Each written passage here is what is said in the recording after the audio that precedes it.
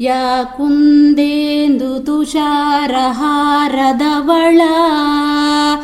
ಯಾ ಶುಭ್ರವಸ್ತ್ರಾನ್ವಿತಾ ಯಾ ವೀಣಾವರದಂಡಮಂಡಿತಕರ ಯಾ ಶ್ವೇತಪದ್ಮಾಸನಾ ಯಾ ಬ್ರಹ್ಮಚ್ಯುತ ಶಂಕರ ಪ್ರಭೃತಿಭಿರ್ ದೇವೈ ಸದಾ ವಂದಿತಾ ಸಾ ಮಾಂ ಪಾತು ಸರಸ್ವತಿ ಭಗವತಿ ನಿಶೇಷಜಾಡ್ಯಾಪಃ.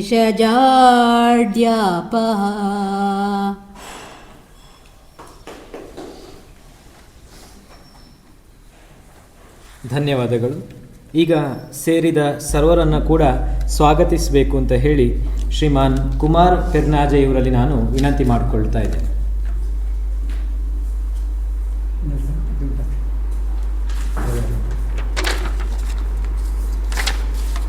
ಮೊದಲಿಗೆ ಸರಸ್ವತಿಯನ್ನು ನೆನೆಯುತ್ತಾ ಎಲ್ಲರಿಗೂ ವಂದಿಸುತ್ತಿದ್ದೇನೆ.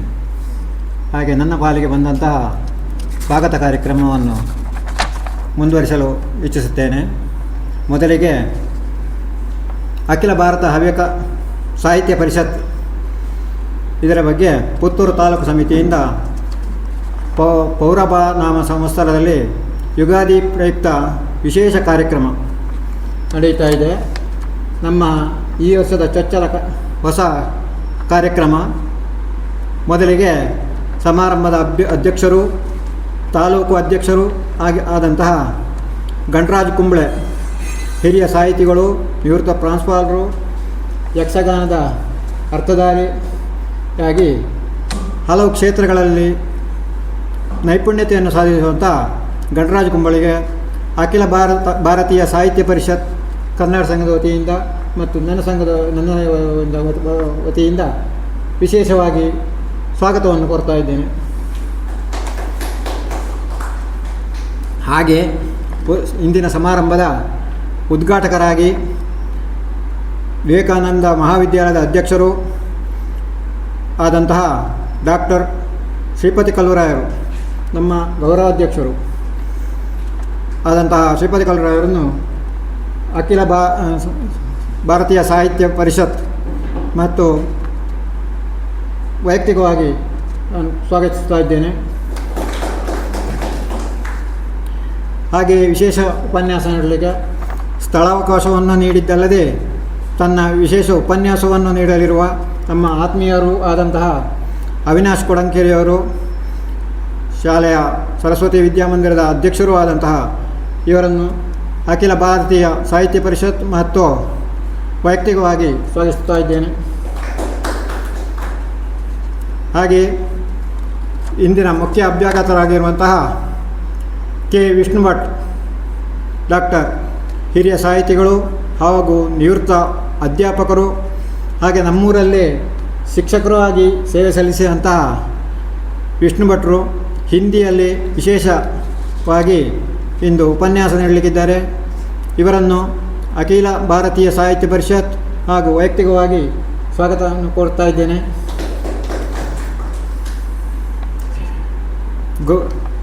ಗೌರವ ಉಪಸ್ಥಿತಿಯಲ್ಲಿ ನಮ್ಮನ್ನೆಲ್ಲ ಸಂಘಟನೆ ಮಾಡಿದಂತಹ ವಿಭಾಗದ ಪ್ರಮುಖರಾದಂತಹ ಅಖಿಲ ಭಾರತ ಸಾಹಿತ್ಯ ಪರಿಷತ್ ಇದರ ಸುಂದರ್ ಶೆಟ್ಟಿಯವರು, ಅಖಿಲ ಸಾಹಿತ್ಯ ಪರಿಷತ್ ಮತ್ತು ವೈಯಕ್ತಿಕವಾಗಿ ನಾನು ಅವರನ್ನು ಸ್ವಾಗತಿಸ್ತಾ ಇದ್ದೇನೆ.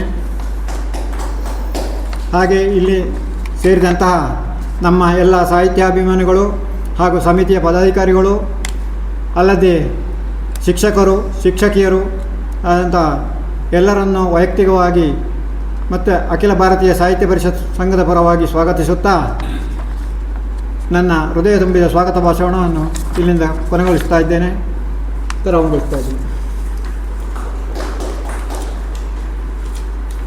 ಧನ್ಯವಾದಗಳು ಶ್ರೀಮಾನ್. ಈಗ ವೇದಿಕೆಯಲ್ಲಿರುವ ಗಣ್ಯರಿಗೆ ಪುಸ್ತಕವನ್ನು ನೀಡಿ ಸ್ವಾಗತಿಸಬೇಕು ಅಂತ ನಮ್ಮ ಸಮಿತಿಯ ಅಧ್ಯಕ್ಷರಲ್ಲಿ ನಾನು ವಿನಂತಿ ಮಾಡಿಕೊಳ್ತಾ ಇದ್ದೇನೆ.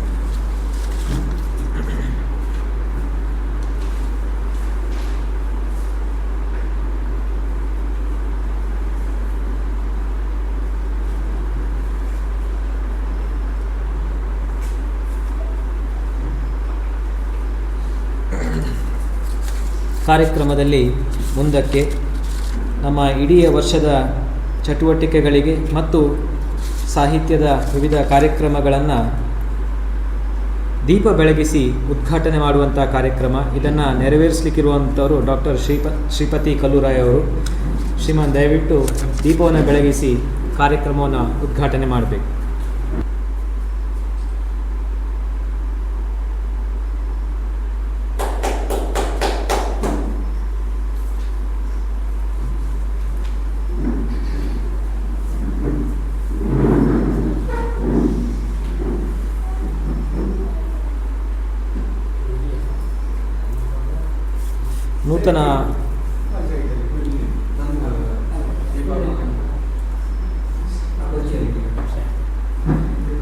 ನೂತನ ವರ್ಷದ ಕಾರ್ಯಕ್ರಮಗಳ ಉದ್ಘಾಟನೆಯನ್ನು ನೆರವೇರಿಸಿದಂತಹ ಡಾಕ್ಟರ್ ಶ್ರೀಪತಿ ಕಲ್ಲೂರಾಯ್ ಅವರು ಸಭೆಯನ್ನು ಉದ್ದೇಶಿಸಿ ಮಾತನಾಡಬೇಕು ಅಂತ ವಿನಂತಿ ಮಾಡಿಕೊಳ್ತಾ ಇದ್ದಾರೆ.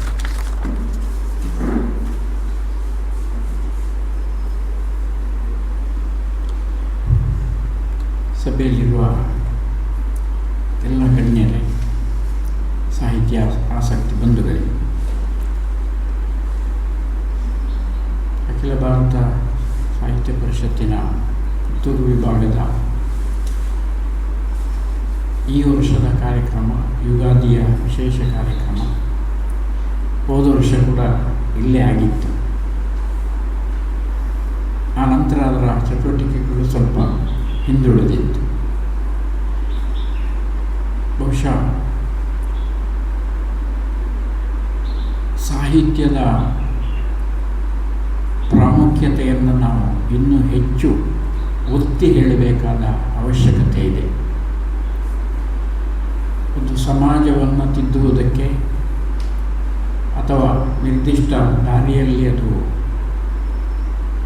ಸಂಚರಿಸುವುದಕ್ಕೆ ಸಾಹಿತ್ಯದ ಕೊಡುಗೆ ಮತ್ತು ಕಲೆಗಳ ಕೊಡುಗೆ ಅಪಾರ.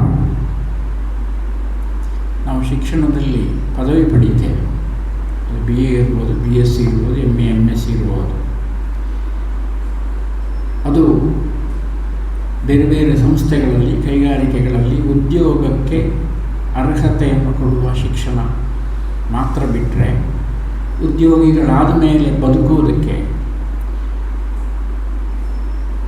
ನಮ್ಮ ರೀತಿಯಲ್ಲಿ ಬದುಕುವುದಕ್ಕೆ, ಲವಲವಿಕೆಯಿಂದ ಬದುಕುವುದಕ್ಕೆ ಅದು ಸಹಾಯಕವಾಗುವುದಿಲ್ಲ.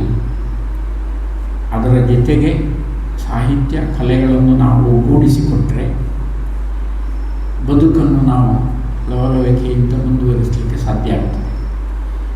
ಇದು ಭಾರತೀಯ ಪರಂಪರೆ. ಆದರೆ ಕಾಲಕ್ರಮೇಣ ತಂತ್ರಜ್ಞಾನಗಳ ಆವಿಷ್ಕಾರದಿಂದ, ವಿಜ್ಞಾನದ ಮುಂದುವರಿಕೆಯಿಂದ ಬದುಕಿನ ಬಗ್ಗೆ ನಾವು ನಮಗೆ ತುಂಬ ಹಿಂದೆ ಇದ್ದ ತಿಳುವಳಿಕೆಯಿಂದ ನಾವು ಸ್ವಲ್ಪ ದೂರ ಆಗ್ತಾ ಇದ್ದೇವೆ. ಬದುಕು ಕೇವಲ ತಾಂತ್ರಿಕ ವಸ್ತುಗಳನ್ನು ಕೈಯಲ್ಲಿ ಇಟ್ಟುಕೊಂಡು ನಾವು ಸುಖವಾಗಿ ಬದುಕಬಹುದು ಅಂತ ಹೇಳುವ ಕಲ್ಪನೆ ಮೂಡಿದೆ. ಇದೆಲ್ಲ ಕೇವಲ ಕಾಲ್ಪನಿಕ ಮತ್ತು ಕ್ಷಣಿಕ. ಸಾಹಿತ್ಯ ಕಲೆಗಳು ಕೊಡುವಂತಹ ಒಂದು ಸೈದ್ಧಾಂತಿಕ ಗಟ್ಟಿತನವನ್ನು ಬದುಕುವುದಕ್ಕೆ, ಅದು ವಿದ್ಯಾವಂತ ಇರಲಿ ಅವಿದ್ಯಾವಂತ ಇರಲಿ, ಯಾವುದೇ ರೀತಿಯಲ್ಲಿ ನಾವು ಮಾನಗಳ ಮೂಲಕ ಅಳೆದರೂ ಕೂಡ ಸಾಹಿತ್ಯ ಕಲೆಗಳ ಕೊಡುಗೆ ಮತ್ತು ಬದುಕನ್ನು ಅನುಭವಿಸಲಿಕ್ಕೆ, ಆನಂದಿಸಲಿಕ್ಕೆ ಬೇಕಾದ ಅದರ ಕೊಡುಗೆ ಇದೆಯಲ್ಲ, ಅದು ಅಪಾರ. ಇದನ್ನು ನಾವು ಮನವರಿಕೆ ಮಾಡಿಕೊಡಬೇಕಾದ್ದು, ಬಾಲ್ಯದ ಮಕ್ಕಳಿಗೆ ಇದನ್ನು ಹೇಳಿಕೊಡಬೇಕಾದ್ದು ತುಂಬ ಅಗತ್ಯ ಇದೆ. ಹೋದ ಸಲ ಡಿಸ್ಕಷನ್ ಮಾಡುವಾಗ ನಾನು ಇದ್ದೆ. ಮನೆಯಲ್ಲಿ ಸಾಹಿತ್ಯದ ಚಟುವಟಿಕೆಗಳನ್ನು ಮಾಡುವುದು ಅಂತ ಒಂದು ಯೋಜನೆ ಬಂತು. ತಕ್ಷಣಕ್ಕೆ ನನಗೂ ಅದು ಭಾಳ ಖುಷಿ ಕಂಡಿತ್ತು. ಯಾಕಂದರೆ ಸಾಹಿತ್ಯದ ಬಗ್ಗೆ ಒಲವು ಕಡಿಮೆ ಆಗ್ತಾ ಇರೋ ಹೊತ್ತಿಗೆ ಮನೆಯಲ್ಲಿ ಅದರ ಬಗ್ಗೆ ಒಂದು ಆಸಕ್ತಿ ಚಿಗುರಿದರೆ ಒಳ್ಳೆಯದು ಎನ್ನುವ ಇದು ನನಗೆ ಬಂತು. ನನ್ನ ಮನೆಯಲ್ಲಿ ಒಂದು ಕಾರ್ಯಕ್ರಮ ಮಾಡಬೇಕು ಅಂತ ನಾನು ಆಗ ನಿರ್ಧಾರ ಮಾಡಿದ್ದೆ. ಆದರೆ ಮನೆಗಳಲ್ಲಿ ಏನಾಗಿದೆ ಅಂದರೆ ಇರುವುದೇ ಒಬ್ಬರು ಇಬ್ಬರು ಮೂವರು, ಮಕ್ಕಳು ಎಲ್ಲಿಯೋ ಕೆಲಸಗಳಲ್ಲಿ ಜಾಬಲ್ಲಿ ಇರ್ತಾರೆ. ಅವರ ಮಕ್ಕಳಿಗೆ ಪರೀಕ್ಷೆ ಆಗುವಾಗ ಈ ಇಬ್ಬರು ಇದ್ದವರಲ್ಲಿ ಒಬ್ಬರಲ್ಲಿ ಹೋಗಬೇಕಾಗ್ತದೆ. ಹೀಗೆ ಕಳೆದ ಒಂದು 10 ತಿಂಗಳಿನಿಂದ ನನಗೆ ಸಾಧ್ಯ ಆಗಲಿಲ್ಲ ಒಂದು ಸರಿಯಾದ ಸಮಯವನ್ನು ಹುಡುಕಿಕೊಂಡು ಇದನ್ನು ರೂಢಿಸಲಿಕ್ಕೆ. ಇದರ ಪರಿಸ್ಥಿತಿ ಆ ಥರ ಇದೆ ನಮ್ಮ ಮನೆಗಳಲ್ಲಿ, ಕುಟುಂಬಗಳಲ್ಲಿ. ಇದು ಭಾಳ ವೇಗವಾಗಿ ಈ ಪರಿಸ್ಥಿತಿ ನಮ್ಮ ಸಮಾಜದಲ್ಲಿ, ಹಿಂದೂ ಸಮಾಜದಲ್ಲಿ ಬಂದು ಮುಟ್ಟಿದೆ. ಒಬ್ಬರೇ ಇಬ್ಬರೇ ಇರುವುದನ್ನು ಇನ್ನೊಬ್ಬರು ಮಕ್ಕಳಿಗೆ ಪರೀಕ್ಷೆ ಇರುವಾಗ ಇಲ್ಲಿಂದ ಒಬ್ಬರು ಅಲ್ಲಿ ಹೋಗಬೇಕು. ಹೀಗೆ ಒಂದೊಂದೇ ಆತಂಕಗಳಿಂದ ಮನೆಯಲ್ಲಿ ಮೊದಲು ಕೂಡು ಕುಟುಂಬ ಇರುವಾಗ ನಮ್ಮ ಮನೆಯಲ್ಲಿ ತಾಳಮದ್ದಳೆ ಮಾಡಿದ್ದುಂಟು, ಸಾಹಿತ್ಯದ ಡಿಸ್ಕಷನ್ ಮಾಡಿದ್ದುಂಟು, ಒಟ್ಟು ಸೇರಿ ಅನೇಕ ಕಾರ್ಯಕ್ರಮ ಮಾಡಿದ್ದುಂಟು. ಈಗ ಪರಿಸ್ಥಿತಿ ಎಲ್ಲ ಮನೆಗಳಲ್ಲಿ ಇದೇ ಥರ ಆಗಿದೆ. ಬಹುಶಃ ಗಣರಾಜ ಕುಂಬಳೆಯವರಿಗೂ ಇದೆ ಅನುಭವ. ಅವರ ಮಗನ ಮದುವೆ ನಿಶ್ಚಯ ಆಯಿತು, ಆಮೇಲೆ ಮದುವೆ ಆಯಿತು. ಹೀಗೆ ಅದು 1 ವರ್ಷದ ಅವಧಿಯಲ್ಲಿ ಏನು ಕಾರ್ಯಕ್ರಮಕ್ಕೆ ನಾವು ತಲೆ ಕೊಡುವ ಹಾಗೆ ಆಗಲಿಲ್ಲ. ಆ ಮನೆ ವಾತಾವರಣದ ಸ್ಥಿತಿ ಈಗ ಆ ರೀತಿ ಇದೆ. ಆದ್ದರಿಂದ ನಾವು ಹೊಸ ದಾರಿಯನ್ನು ಹುಡುಕಬೇಕು. ಇದು ಇದೆ, ಜೊತೆಗೆ ಆದಷ್ಟು ಇದನ್ನು ಕೂಡ ಇಟ್ಟುಕೊಂಡು ಹೊಸ ದಾರಿಯನ್ನು ಹುಡುಕುವ ಪ್ರಯತ್ನ ಮಾಡಬೇಕು. ಸಾಹಿತ್ಯ ಅಂದ ಕೂಡಲೇ ನಮಗೆ ಸಾಹಿತ್ಯದ ಅನೇಕ ಕವಲುಗಳು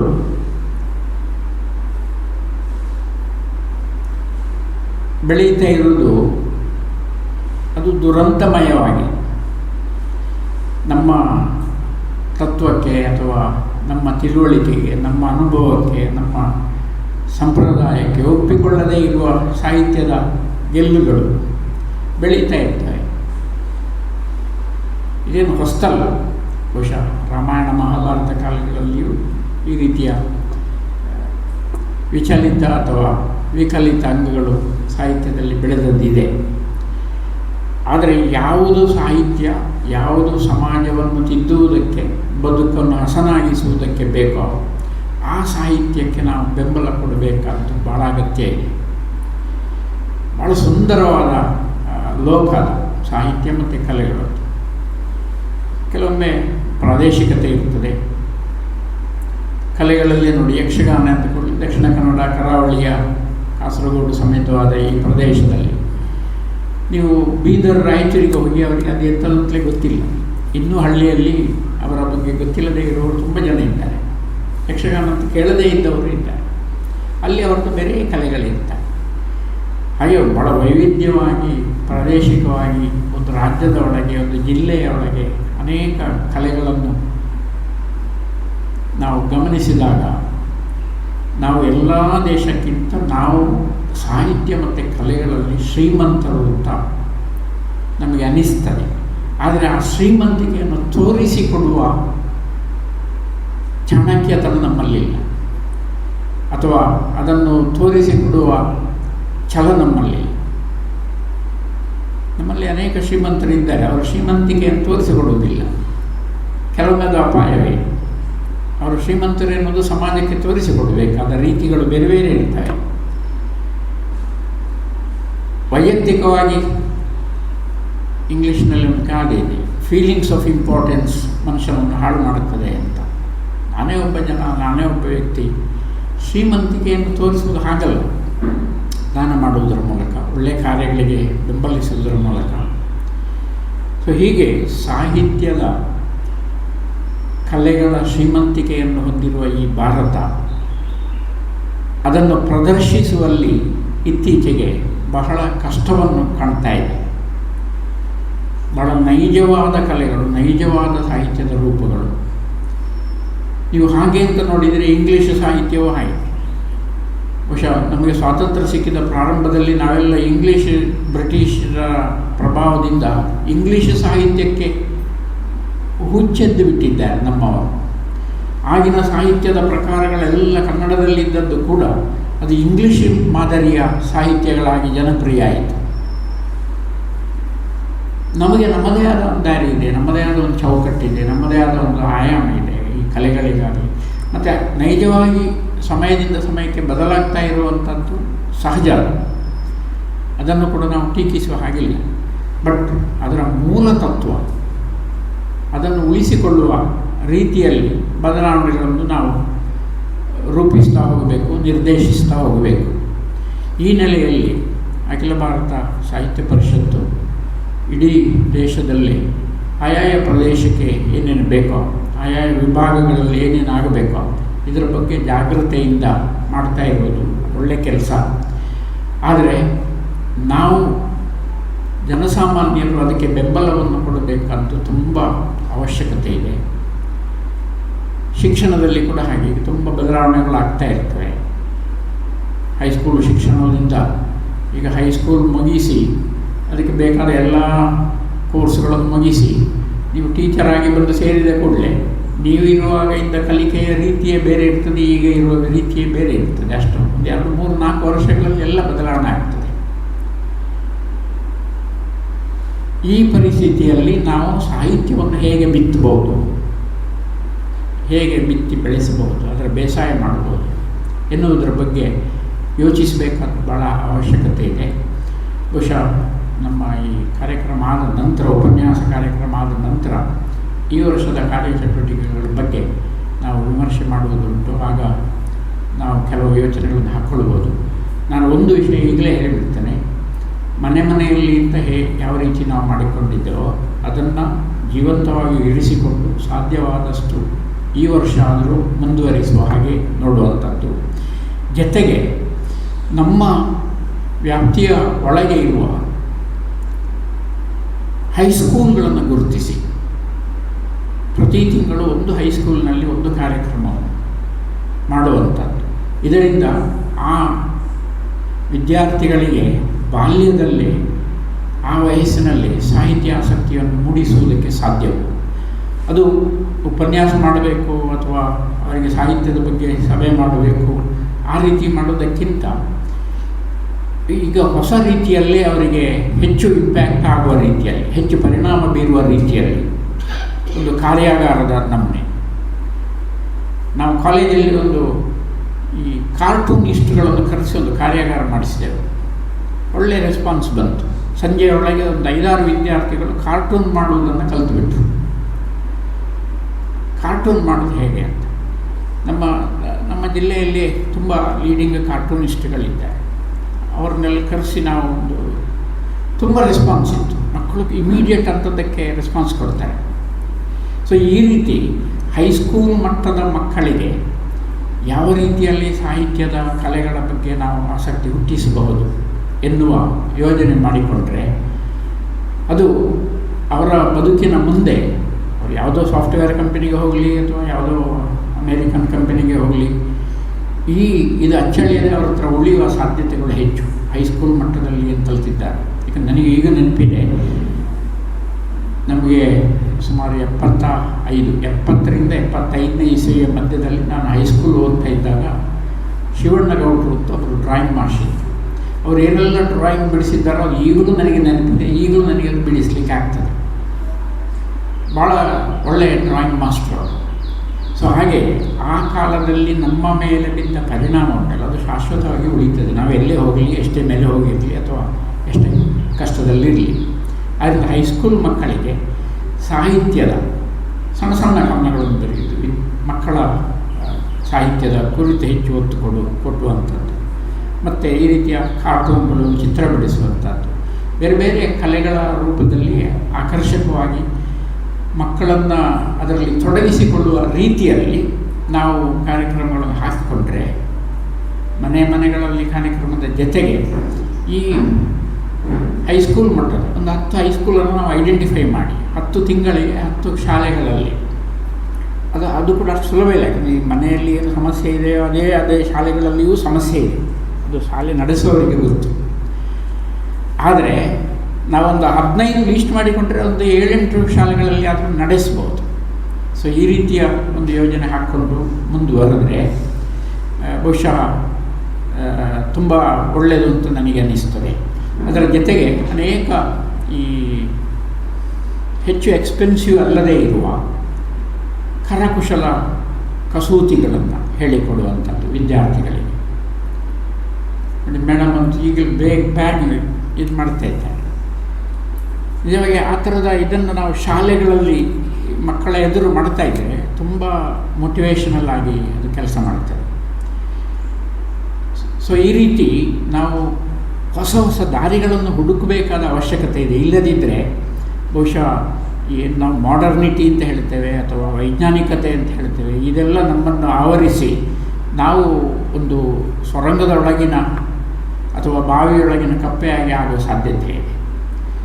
ಅತ್ಯದ್ಭುತವಾದ ಸಾಹಿತ್ಯ ಕಲೆಗಳ ಶ್ರೀಮಂತಿಕೆ ನಮ್ಮಲ್ಲಿರುವಾಗ ಅದನ್ನು ನಾವು ಹೇಗೆ ವರ್ತಮಾನಗೊಳಿಸಬೇಕು, ಹೇಗೆ ಪ್ರಸ್ತುತಗೊಳಿಸಬೇಕು, ಹೇಗೆ ಅದು ಇನ್ನೂ ಜೀವಂತವಾಗಿದೆ ಎನ್ನುವುದನ್ನು ತೋರಿಸಬೇಕು ಎನ್ನುವುದರ ಬಗ್ಗೆ ನಾವೆಲ್ಲರೂ ಯೋಚಿಸಬೇಕು. ಮತ್ತು ನಮ್ಮ ಪ್ರದೇಶಕ್ಕೆ ಅನುಸಾರವಾಗಿ ಅವುಗಳು ಹೇಗೆ ಅವುಗಳನ್ನು ಕಾರ್ಯಗತ ಮಾಡಬಹುದು ಎನ್ನುವುದನ್ನು ಯೋಚನೆ ಮಾಡಬೇಕು. ತುಂಬ ದೊಡ್ಡ ದೊಡ್ಡ ಸಾಹಿತಿಗಳು ಅವರ ಮಟ್ಟದಲ್ಲಿ ಯೋಚನೆ ಮಾಡ್ತಾರೆ, ಇನ್ನೊಂದು ಹಂತದಲ್ಲಿ ಅವರು ಯೋಚನೆ ಮಾಡ್ತಾರೆ. ಜನಸಾಮಾನ್ಯರಾಗಿ ನಾವು ಏನು ಮಾಡಬಹುದು, ನಮ್ಮ ಕೊಡುಗೆ ಏನಿದೆ, ಇದನ್ನು ನಾವು ಈಗ ಅದಕ್ಕೆ ಬೇಕಾದ ಎಲ್ಲ ಸಂಘಟನೆಯ ವೇದಿಕೆಗಳನ್ನು ಶ್ರೀಮಾನ್ ಸುಂದರ ಶೆಟ್ಟಿ ಅಂತವರು ಕೊಡ್ತಾರೆ. ಅವರು ತುಂಬ ವರ್ಷದಿಂದ ಬಹಳ ವಾಲಂಟಿಯರ್ ಆಗಿ ಇದರಲ್ಲಿ ಇನ್ವಾಲ್ವ್ ಆಗಿದ್ದಾರೆ. ಸೊ ಹಾಗಿರುವಾಗ ಏನೇನು ವ್ಯವಸ್ಥೆಗಳು ಬೇಕು, ಯಾರ್ಯಾರು ನಮ್ಮ ಹತ್ರ ಎಲ್ಲ ಬೇಕಾದ ಇದೆ. ಒಂದೇ ಅಂದರೆ ಈ ಆಸಕ್ತಿ ಮತ್ತು ಮುಂದೆ ಬಂದು ಅದನ್ನು ಕಾರ್ಯಗತಗೊಳಿಸುವಂಥ ಒಂದು ಮನಸ್ಸು, ಈ ಗಟ್ಟಿ ಮನಸ್ಸುಗಳು ನಮ್ಮಲ್ಲಿ ಆಗಲಿ ಅಂತ ಪ್ರಾರ್ಥಿಸಿ, ಈ ಶಾಲೆಯಲ್ಲಿ ಈ ಕಾರ್ಯಕ್ರಮವನ್ನು ಈಗ 2 ವರ್ಷದಿಂದ ನಾನು ನೋಡ್ತಾ ಇದ್ದೇನೆ. ಭಾಳ ಆಸಕ್ತಿಯಿಂದ ಮಾಡ್ತಾ ಇರೋದರಿಂದ ಈ ಶಾಲೆಗೆ ಸಂಬಂಧಪಟ್ಟ ಅದರ ಎಲ್ಲ ಮ್ಯಾನೇಜ್ಮೆಂಟ್ ಮತ್ತು ಸ್ಟಾಫ್ಗಳಿಗೆ ಅಭಿನಂದನೆಗಳನ್ನು ಹೇಳಿ ಇವತ್ತಿನ ಈ ಕಾರ್ಯಕ್ರಮವನ್ನು ಉದ್ಘಾಟಿಸಿ ವಿಶೇಷ ಉಪನ್ಯಾಸವನ್ನು ನಾವು ಕೇಳುವುದಕ್ಕೆ ಕಾತುರರಾಗಿದ್ದೇವೆ ಅಂತ ತಿಳಿಸ್ತಾ ನನ್ನ ಮಾತುಗಳನ್ನು ಮುಗಿಸ್ತೇನೆ. ಧನ್ಯವಾದಗಳು ಶ್ರೀಮಾನ್. ಮುಂದಕ್ಕೆ ನಾವೆಲ್ಲ ಬಹು ನಿರೀಕ್ಷೆಯಿಂದ ಕಾಯ್ತಾ ಇರುವಂತಹ ವಿಶೇಷ ಉಪನ್ಯಾಸ ಶ್ರೀಮಾನ್ ಅವಿನಾಶ್ ಕೊಡಂಕಿರಿ ಇವರಿಂದ.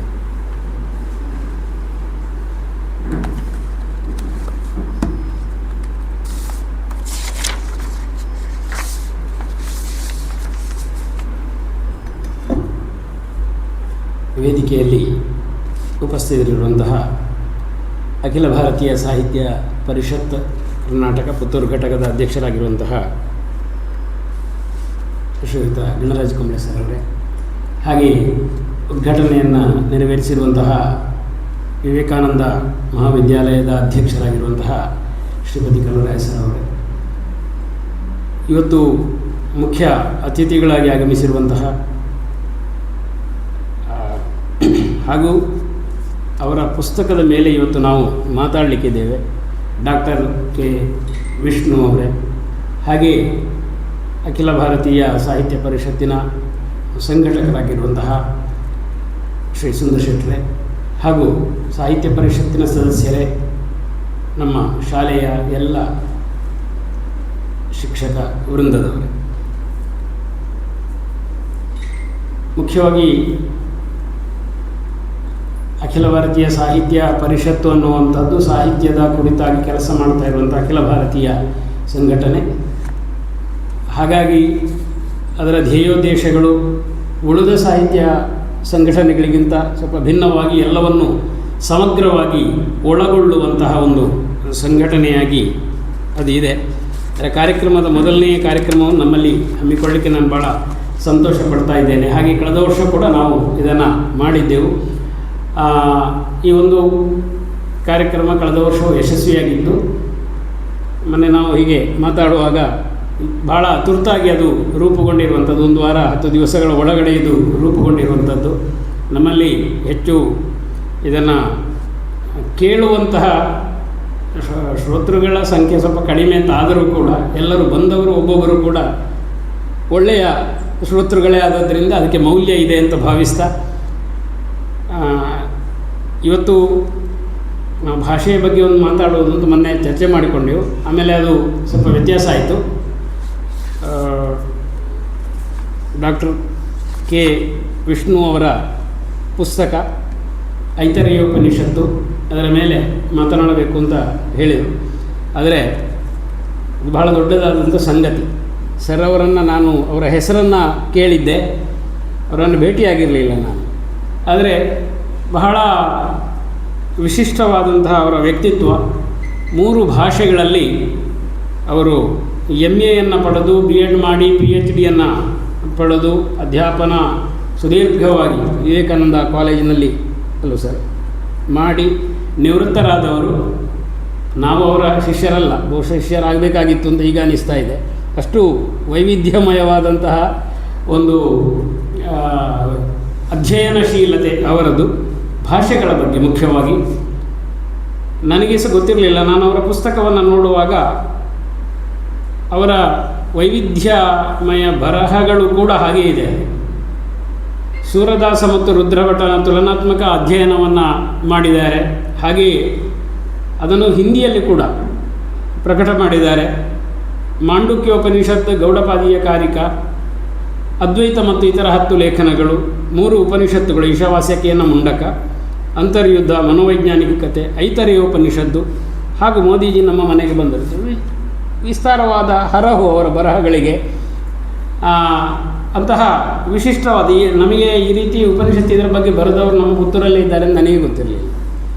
ಭಾಳ ಸರಳವಾಗಿ ಅದನ್ನು ಅವರು ಕೊಟ್ಟಿದ್ದಾರೆ. ಬಂಧುಗಳೇ, ವಿಶೇಷ ಉಪನ್ಯಾಸ ಅಂತ ಏನೂ ಇಲ್ಲ, ನಾನು ಭಾಳ ಏನು ತಯಾರು ಮಾಡಲಿಲ್ಲ, ನಮಗೆ ಅಡ್ಮಿಷನ್ನ ಒತ್ತಡಗಳ ಎಡೆಯಲ್ಲಿ. ಆದರೆ ಕಾರ್ಯಕ್ರಮದ ಒಂದು ಮೌಲ್ಯ, ಅದಕ್ಕೋಸ್ಕರ ಒಂದಿಷ್ಟು ತಯಾರು ಮಾಡಿದ್ದೇನೆ. ನಾವು ಮೊನ್ನೆ ಮೀಟಿಂಗಲ್ಲಿ ನಾವು ಮಾತಾಡುವಾಗ ಇವತ್ತು ಭಾಷೆ, ತೃತೀಯ ಭಾಷೆ ಹಿಂದಿಗೆ ಮತ್ತು ಸಂಸ್ಕೃತಕ್ಕೆ ಮತ್ತು ತುಳು ಇತ್ಯಾದಿ ಭಾಷೆಗಳಿಗೆ ಗ್ರೇಡನ್ನು ಕೊಡುವ ಸಿಸ್ಟಮ್ ಬಂತು, ಹಾಗೆ ಒಂದು ಪ್ರಸ್ತಾಪ ಆಯಿತು ರಾಜ್ಯದಲ್ಲಿ. ಆಗ ಭಾಷೆಯ ಮೇಲಿನ ಒಂದು ಓದುವಿಕೆ, ಅದರ ಅಧ್ಯಯನ, ಅದರ ಮೇಲಿನ ಇದು ಕಡಿಮೆ ಆಗ್ತದೆ ಮತ್ತು ಗ್ರೇಡ್ ಬರುವಾಗ ಸಹಜವಾಗಿ ಮಾರ್ಕ್ ಏನೂ ಸಿಗುವುದಿಲ್ಲ. ಸರ್ಕಾರ ದ್ವಿಭಾಷಾ ನೀತಿ ಅಂತ ತರ್ತಾ ಇದೆ. ಹಾಗಾಗಿ ಭಾಷೆಗಳ ಅಧ್ಯಯನ ಮೊದಲೇ ಸ್ವಲ್ಪ ಹಿಂದೆ ಬಿದ್ದಿದೆ. ನಾವು ತಾಂತ್ರಿಕ ಶಿಕ್ಷಣಕ್ಕೆ ಇತ್ಯಾದಿಗಳಿಗೆ ಹೋಗಲಿಕ್ಕೋಸ್ಕರ ಮಾರ್ಕನ್ನು ನಾವು ಕೋರ್ ಸಬ್ಜೆಕ್ಟ್ಗಳಿಗೆ ಹೆಚ್ಚು ಮಹತ್ವವನ್ನು ಇಟ್ಟುಕೊಂಡು ಭಾಷೆಗಳ ಅಧ್ಯಯನಕ್ಕೆ ನಾವು ಕಡಿಮೆಯನ್ನು ಮಾಡಿದ್ದೇವೆ. ಅನಿವಾರ್ಯವಾಗಿ ಮೀಡಿಯಮ್ ಆಗಿ ಇಂಗ್ಲೀಷನ್ನು ನಾವು ಇಟ್ಟುಕೊಂಡು ಉಳಿದ ಎಲ್ಲ ಭಾಷೆಗಳು. ಆದರೆ ನಾನು ಈಗ ಕೆಲವರ ಹತ್ರ ಮಾತಾಡುವ ಹಾಗೆ ಹೇಳಿದ್ದೆ, ನಮಗೆ ದಕ್ಷಿಣ ಕನ್ನಡದವರಿಗೆ ಅಂತೂ ಭಾಷೆಯ ಕಲಿಕೆ ಭಾಳ ದೊಡ್ಡ ಸಮಸ್ಯೆ ಏನೂ ಅಲ್ಲ ಅಂತೇಳಿ ನಾವು ಭಾಷೆ, ಈಗ ಇವರ ಒಂದು ವೈದುಷ್ಯವನ್ನು ನೋಡಿದಾಗಲೇ ಒಂದು ದಕ್ಷಿಣ ಕನ್ನಡದ ಒಂದು ವ್ಯಾಪ್ತಿಯಲ್ಲಿ ಒಬ್ಬೊಬ್ಬನಿಗೆ ಒಂದು 7-8 ಭಾಷೆ ಬರ್ತದೆ. ಅವನು ಸಣ್ಣದಿರುವಾಗಲಿಂದ ಕಲಿತಾನೆ, ಅದೇನು ಅವನಿಗೇನು ದೊಡ್ಡ ಕಷ್ಟ ಅಂತ ಆಗೋದಿಲ್ಲ. ಅಥವಾ ನಾವು ಬೇರೆ ಬೇರೆ ಪ್ರದೇಶಗಳಿಗೆ ಹೋದಾಗಲೂ ಕೂಡ ಆಯಾಯ ಭಾಷೆಯನ್ನು ಅಲ್ಲಲ್ಲಿ ನಾವು ಕಲಿಯುವಲ್ಲಿ ಭಾಳ ಹುಷಾರೇ. ನಾವು ಮುಂಬೈಗೆ ಹೋದರೆ ಮರಾಠಿ ಕಲಿತೇವೆ, ಮೇಲೆ ಹೋದರೆ ಗುಜರಾತಿ ಕಲಿತೇವೆ, ಮತ್ತು ಹಿಂದಿಯೂ ಕಲಿತೇವೆ. ಹಾಗೆ ಎಲ್ಲ ಭಾಷೆಗಳು, ನಾವು ತಮಿಳರಲ್ಲಿ ಹೋದರೆ ತಮಿಳು ಕಲಿತೇವೆ, ಮಲಯಾಳಕ್ಕೆ ಹೋದರೆ ಮಲಯಾಳಿ ಕಲಿತೇವೆ. ಹಾಗಾಗಿ ಭಾಷಾ ಕಲಿಕೆ ಅನ್ನೋದು ನಮಗೇನು ದೊಡ್ಡ ಒಂದು ಒತ್ತಡದ ಪ್ರಸಂಗ ಏನೂ ಅಲ್ಲ. ಸಹಜವಾಗಿ ನಮಗೆ ಅದು ಇದೆ. ಮತ್ತು ಭಾಷೆಯ ಹೆಚ್ಚು ಅಧ್ಯಯನ ಮಾಡಿದ್ರಿಂದ ಏನು ತೊಂದರೆ ಆಗೋದಿಲ್ಲ. ನಾವೀಗ ನಮ್ಮ ಶಾಲೆಯಲ್ಲಿ, ನಮ್ಮಲ್ಲಿ ಈಗ KGಯಿಂದಲೇ ನಾವು ಸಂಸ್ಕೃತ ಮತ್ತು ಹಿಂದಿ ಎರಡನ್ನು ಸ್ವಲ್ಪ ಸ್ವಲ್ಪ ಕೊಡುವ ಅಂತ ಇದ್ದೇವೆ. ಸರ್ಕಾರ ಉಲ್ಟಾ ಮಾಡ್ತಾ ಇದೆ, ಅಲ್ಲಿ ಭಾಷೆಯನ್ನು ಕಡಿಮೆ ಮಾಡ್ತೇವೆ, 2 ಭಾಷೆ ಸಾಕು, ಕನ್ನಡ ಮತ್ತು ಇಂಗ್ಲೀಷು. ನಾವಿಲ್ಲಿ ಕನ್ನಡ, ಇಂಗ್ಲೀಷು, ಹಿಂದಿ, ಸಂಸ್ಕೃತ ಸಣ್ಣ ಮಕ್ಕಳಿಗೆ ಕೊಡುವ ಅಂತಿದ್ದೆ. ಅವರು ಯಾವ ರೀತಿಯಲ್ಲಿ ಕಲಿಸಬೇಕು ಆ ರೀತಿಯಲ್ಲಿ ಕಲಿಸು, ಅಷ್ಟೇ. ಏನೋ ಅವರಿಗೆ ಬರೆದು ಓದಿ ದೊಡ್ಡ ಸಂಗತಿ ಆಗಬೇಕಾಗಿಲ್ಲ.